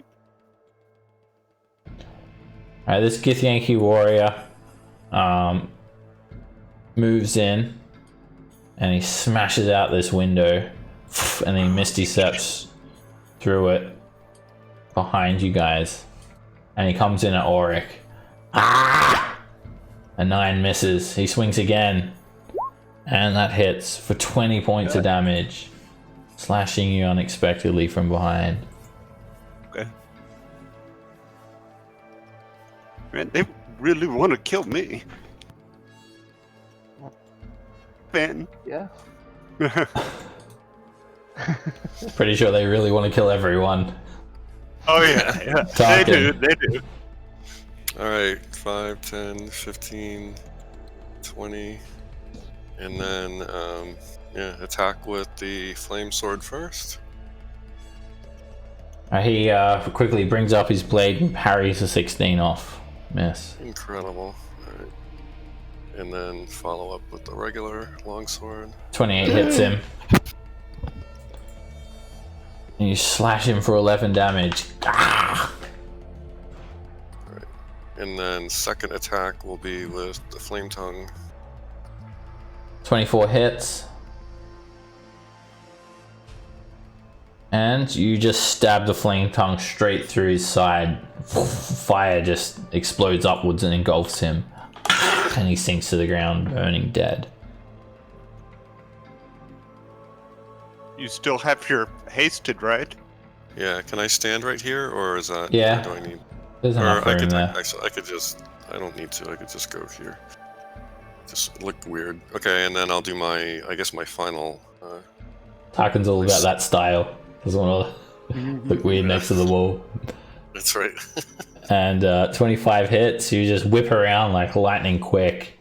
And the Githyanki warrior, he's like still shrugging off this cold energy. You catch him completely by this surprise, and you just like slice his head off. And like his neck is like cauterized. And his head just rolls on the ground. And they're all dead. Well, That was so much for such a diplomacy. It was some good teamwork. Okay, Diplomacy. I'm gonna go success. take this guy's silver sword and put it in the bag of holding. Okay. Whoever's got it. It's etched with runes and it's undoubtedly magic. Okay, guys, here's the thing. If we take this sword, we're gonna be marked for life. But we can't pass it up. Why would we want it? I think only Gith can use these, right? Yeah, I'm gonna give it to Van Dalen. Oh, then he'll be marked for life. Oh, he would Better. love it. Didn't he say he wanted to be a knight one time? Yeah. We should try to curse it He though would first. love that. We should try to curse Just it. 16. Jesus. Alright, Tarkin, you're hit with a little quick relapse of haste hangover. But then you're okay. You're just left like sort of stunned for a round. Quickly, let's see if this one has the key to this place, and we'll get the hell out of here. Alright, and lo and behold, he does have a silver key on his person. Yeah. I don't want to like go in other doors and Well, this is just. They're just beds in here. You see a small room with 5 beds, a round table, a couple of wooden chairs, and there is some sort of documents on the table, and just a regular looking dagger sitting there as well. Well, I grabbed the documents because I want to be informed, keep up with the news. You grab the documents. It's all written in Gith. And I've the written sword. it. You want to read it now? As the other people are looking for the...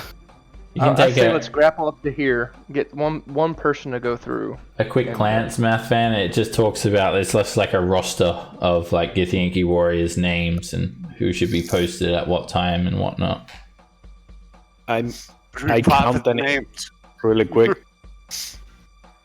What's that? Rough estimate. I count the names. Rough estimate. Oh, there's well over 100. Oh my god. Let's go, guys. Maybe we should put these bodies like in the beds, like as if they were sleeping. Yes. Let's do that. You guys put the bodies in the bed, and the one without a head, you just like put the head next to it where his head should be, and the head rolls out on the floor.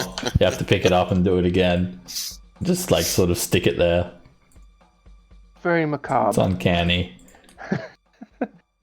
Some Alcatraz shit right there. Alright. Alright, Rin, you grab that key and you just scale up the wall, and you open up. There's a small gatehouse, and there is a winch mechanism that is locked. The key turns it, and you pull down the winch.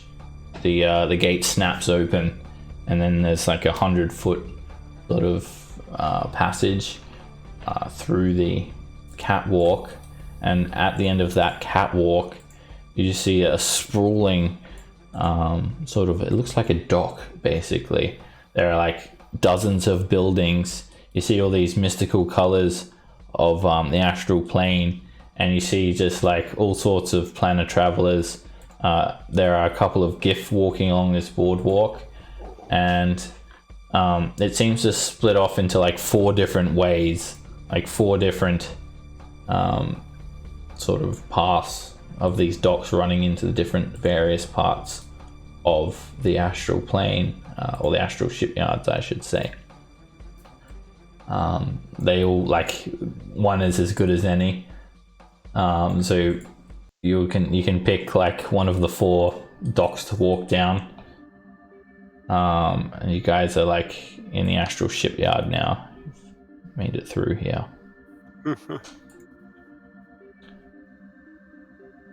So there's like, basically there's 4 different docks. They're just, it's written in Gith. It's a Gith name for it, but basically what it says is station 1, 2, 3, and 4. So your guess is as good as any. It's like, Vendellen didn't tell you a specific station to meet at. Oh, great. Wait, I have something for that present.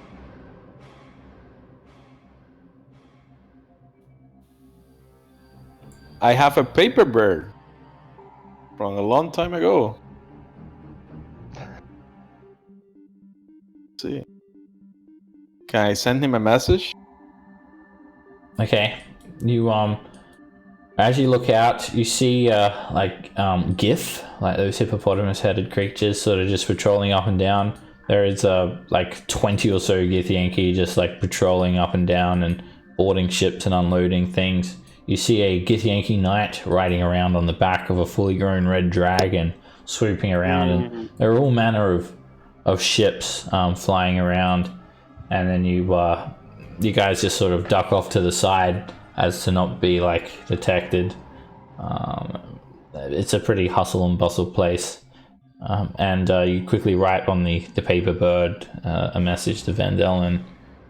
What does it say? Where do you guys want to wait for him? Like, where should we wait for him? What Alrighty. dock? Let's find a place that we can hide. Just keep him. Yeah. Oh, you're asking the party where to meet, right? Yeah. Can he answer? I think maybe we should say where we're gonna meet, where we're gonna be, so he can come get us. Yeah. Yes, but so we're gonna look for some place that we can hide, and I'll describe the location of that place and how to get here. If you send the paper bird to him, it like literally flies to him, right? Can we just Yes. like send a message and follow the bird? No, good question. I mean, would it be hard to do that? Can we? I don't know. Well, it's going to go the most direct route possible, so maybe we're not going to be able to. Well, I mean, we could still kind of get a general direction. I mean, it'd go to the correct dock. Yeah, it's worth trying. I mean, how many paper birds are there? How many? I mean, sheets but are we there? would still, but we could, but Just we one. can still. I mean, we can still like say like where we're gonna meet, but we can try to see where it's gonna go. That's right. Yeah, let's do it. And actually, we should also maybe think about lying. Just tell him we're going to meet somewhere else and waste some of his time. I don't know. Yeah. He's done pretty right by us, to be honest. I mean, he's rezzed several One of the very of us first things several he times did is now. he lifted somebody and threw them off a ship into the astral plane. Wasn't that him? Did he do that? Yeah. Way back when. Oh wow, it's been so long ago. Well, he did bring you back to life, Tarkin. So there's that. Sure, but why? Well, anyway, I don't want to have an argument about whether or not we can like Van Dalen or not. I don't like Van Dalen. I mean, he's a Githyanki. Well, I don't. He's a particularly bad Githyanki, and in fact, all of them seem to be particularly bad. We're being used. I have no doubt in my mind that we're being used for something here, Oh, yeah. and I don't like it.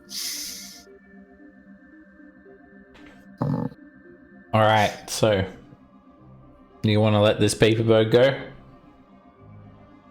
And yes, I guess we're gonna try to follow it. All right. What does it say? We are in the shipyard in the shipyard district. Come to this location, and I'll describe the location where we're gonna be. Someplace that we can hide this. All right. You write that message, and then the paper bird takes off, and it just goes like straight off the arm, like in this direction. Oh, he's not even in the shipyard. Great. Right. So I guess I would go to the edge after following the bird and let somebody knows how to fly. To get into like basically any part of the arm, you need to pick one of the docks to go down. 1, 2, 3, or 4. Which one has like the least ships, or like the more? Make a perception check. Yeah, or the more like poorer ships, I guess. I don't know really how to put it. All right, you try to peer down these like runways, like these docks, and you can't really see. There's so much like bright light, all these pinks and purples swirling around. It almost overwhelms your senses, Rin. And yeah, you're just seeing like a bit of almost like a haze. You can smell that very sweet smell of the astral plane, and you almost feel like you could fly here. Is it safe to fly here? Like it looks basically like the gravity, this like artificial gravity is lifted, and it's just like it opens straight up into the vast expanse of the astral plane. Someone else can make a perception check as well. Rin's not having a good day of looking. Oh. Alright, Mathen, you get a bit of a better look. Like you're looking down these long corridors, and it looks like station 3 and 4 doesn't actually have access to ships. It looks like they're like warehouses, and you see like about 10 or so Githyanki just sort of standing around near these warehouses with some Gith at the end of it. Massive, like there's like dozens and dozens of buildings and warehouses, and now station 1 and 2, that seems to be where all the ships are coming down. You see like ships of all different sorts and configurations sort of just landing down, and Githyanki getting out and ships taking off by the dozen, and again there's a couple of dozen Gith and Githyanki mainly. Just Gith and Githyanki here in number 1 and 2. This looks like it's the station that Githyanki warriors use, while as 3 and 4 is more of a commercial, like any planet travelers can go. You guys see a few like merchants coming and going of different races. But you don't see ships sort of landing there. You think maybe people like just teleporting in like to the astral plane from these warehouses onto 3 and 4. So 1 or 2 would be the one that the ship's going to land. So that narrows it down for you guys. Okay. So what would you like to do? The paper bird just takes straight off to the southeast as you let it go. Yeah.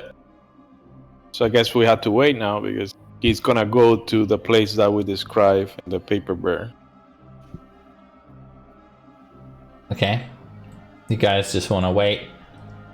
As you guys wait here, I will remind you that you've just killed a lot of Githyanki right like 100 feet away from you. Well, but why would anyone know that we did it? They're dead. Maybe they just dead. We kill all the witnesses. Okay. All right. You guys decide to wait then, and a couple of Gith like just come up to you guys as you're sort of waiting around, and they want to know what you're doing. What are you doing here? This is Githyanki shipyard. And they start scrutinizing you guys. Actually, To waiting Gith. on a Githyanki captain. This is Githyanki shipyard. Move along, you're not allowed to be here. And they like shove their muskets like in your faces. Oh, these are GIF. Gith, Okay. yeah. Okay. Hippo guys. All right. No, We can no, just keep no need moving. to We'll get. just keep moving along, yeah. And we gotta pick a dock to walk down. Yes, whatever. we do. Let's go We down can just dock roll a 1. die. Yeah, we can just roll a die. Alright, you guys are waiting about 30 minutes before that happens. We can go down dock 2. Dock 2 it is. Alright, you guys go Hadley's down roll.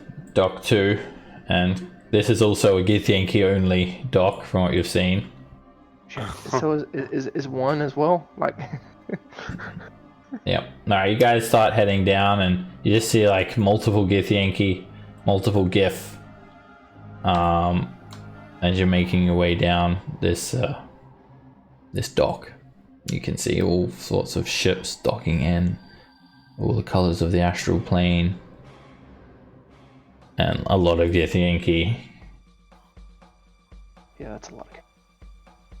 You can see a Githyanki knight flying around on the back of a red dragon in the distance.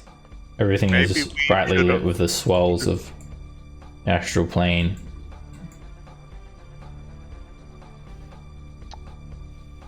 Githyanki warriors are sort of standing around or standing near warehouses. And as you guys start making your way down, a Gith spots you guys as well. And he basically gives you guys the same spiel. Hey! Wrong dock. 3 and 4 for you. Yeah, I think that's a good idea. We should go down. Yeah, we're not going down this. Thank you. Sorry. And let's turn around and go to dock 3 or 4. Alright. Y'all want to do 3 or y'all want to do 4? 3 is just as good as 4, I feel like. Okay. Maybe We'll try Vendel will to- spot us. Down 3. Alright, you guys go back and then head down to dock 3. Alright, you come down here and you just see like warehouses, large buildings, a lot of Githyanki standing around. And yeah, they don't. You see a GIF as well. He just watches you guys, and then if you guys just stand around, he comes up to you. Walk loitering. casually down.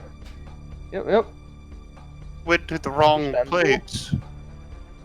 You see a lot of like different races, gnomes, a lot of gnomes, a couple of humans, of all and other like creatures, strange races that you've never seen. They seem to be coming in and out of this warehouse. People go by, and the Githyanki's sort of checking something on this warehouse periodically. Okay. Do we see Vindelin anywhere? Well, his ship can't dock here. These are just the warehouses. The ships can only dock in 1 and 2. 1 and 2. There's no room for ships to dock here. But you can make a perception check to keep an eye out for him. Would be good. Alright, there's just a sea of ships flying in, and they're just appearing quite small, and if his ship did fly in, you're not seeing it, Rin. You're not really getting a lot of detail. Same with you, Auric. Alright, you guys like sort of come to the end. I mean, it's not very long, this little dock. It's like barely 100 feet long. And the Githyanki warriors stop you all. Halt! Yes? Show me the passes. Alright, and I'll kind of like go like dig in the bag. Uh-oh, well, I seem to have misplaced them. I mean, can we just go in? We're just trying to get in there. Make a deception check, Rin. What's in there? Besides the warehouse. Not Gith. Hopefully. Alright, when you say that, Nathan, he gives you a very strange look. And then he looks at the other Githyanki warrior and whispers something to him. And then he looks at you, Rin. You're not supposed to be here. Get the hell back to your mutt hole or your trash market or wherever you rabble came from. They Now, were a little tall I for my think hole. we should. you think we're dumb? If you didn't come through this way and you don't know what's in there, then it's quite obvious that you've crawled in from some sort of hovel. Now, I'm feeling nice, so instead of cutting you right down here, you filth, I'm gonna let you go. And as you guys are headed back, a Githyanki knight, he comes in and he looks like he's moving quite urgent, and he like goes up to this Githyanki warrior and he's like starts speaking to him as you guys are walking by. Kranatok, someone's gone through and slaughtered all of the men. Huh? Need to send the word out. And then they're just like, you guys are like walking past at this exact moment. Everyone make a charisma check. Oh, Oh no. Alright, as you're walking by, Mathan, this Githyanki knight just grabs your arm. Yo! You're not going anywhere. what did I do? What are you doing here? We were supposed to bring the crystal to one of the ships, but we're waiting for the captain of the ship. Show me your and- paperwork. What paperwork? He just told us to be the crystal. Alright, he draws his great sword. You're not going anywhere, any of you. Search him. And the two Githyanki warrior start searching you, Mathan. Hey, And who has that great sword? Silver great sword?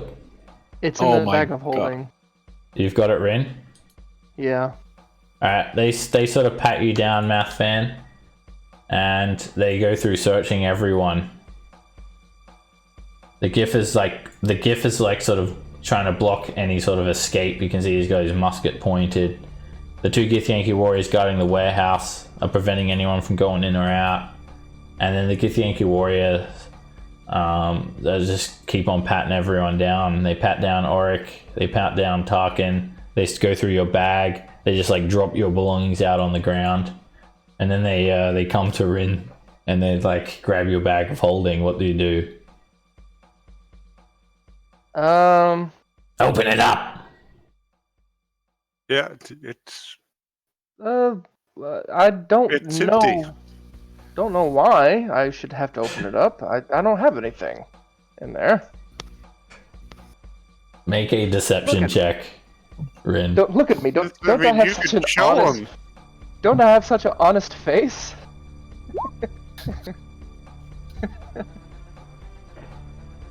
Yeah, you do. Now open the damn bag.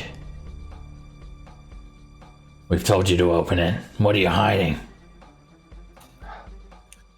Oh, Well, all right. our Yankee master did not give us permission to show the contents of the bag to anyone else. Alright, the night he just points his sword at you, Tarkin. Shut your mouth. The next word that comes out of your mouth will be met with a silver greatsword sandwich. Got it? Now open that damn bag, or I'll cut you down now. I'll open the bag. Show him the bag and show him that it's empty. Easy. Yeah, I'll. I tell him- I'll open the bag. I won't reach my hand in or anything, but I'll just. Yep. How see? many Open the things bag. we have in I there? mean, he looks like in the bag of holding, and then he goes to grab it from you, Rin. What do you do? Man, This is. You should try to spill it all over the place, and maybe we can kick the sword away. No, we have way too much stuff in there that does not need to be It's seen. only a 4-foot long greatsword, they won't notice. I'm gonna take out. Oh wait, no, 'cause they're grabbing the bag from me, right? Yeah, he's trying to snatch it. So you basically, do you let him snatch it, or do you like hold it back? Fuck, I'll hold it back. Alright, make a athletics check.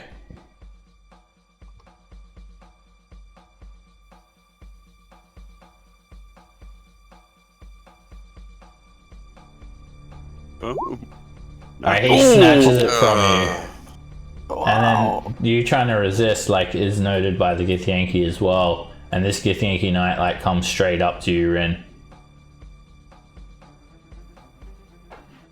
And he looks at you in the face. What's in the bag? Okay, Think- Ren, And the all gift- right, our all right. master The Let's didn't want show to Githyanki go- warrior just, like, reaches in and he pulls out the silver greatsword. Aha! Let me guess. Your master is a Githyanki knight as well? That's- And they all draw Yeah. their weapons. Can I reach in the bag before that happens? Like, do I have time to reach in? Like, not after he snatched it off you. I was gonna pull out the Gith capacitor and tell them I was gonna use it on them if they didn't back off. He's got the bag now, and they all draw their weapons. Well, this is gonna be easy now. Slaughter them! Slaughter them all! And you guys also see the Githyanki knight flying around on the back of the red dragon, and they all draw their weapons and point them at you. And then suddenly the Githyanki warriors, their jaws just drop, and they look straight past you guys.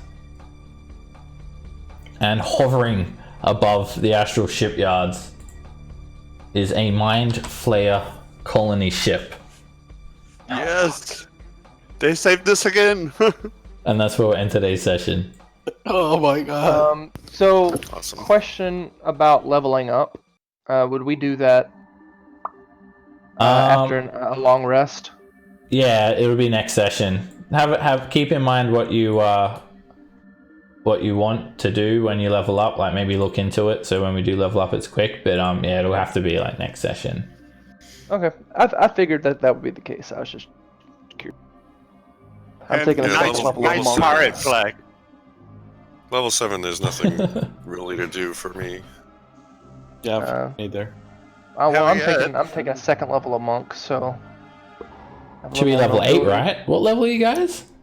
7. We're level 6 right 6. now. Well, 6 right now. Oh, Going to 7. okay. All right, you guys will hit level 7. Yeah. Okay. Yeah.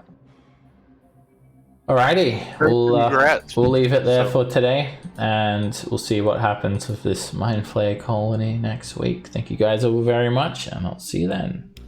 All right, Right, thank see you. you. Good See ya. stuff. Bye-bye. Bye, guys.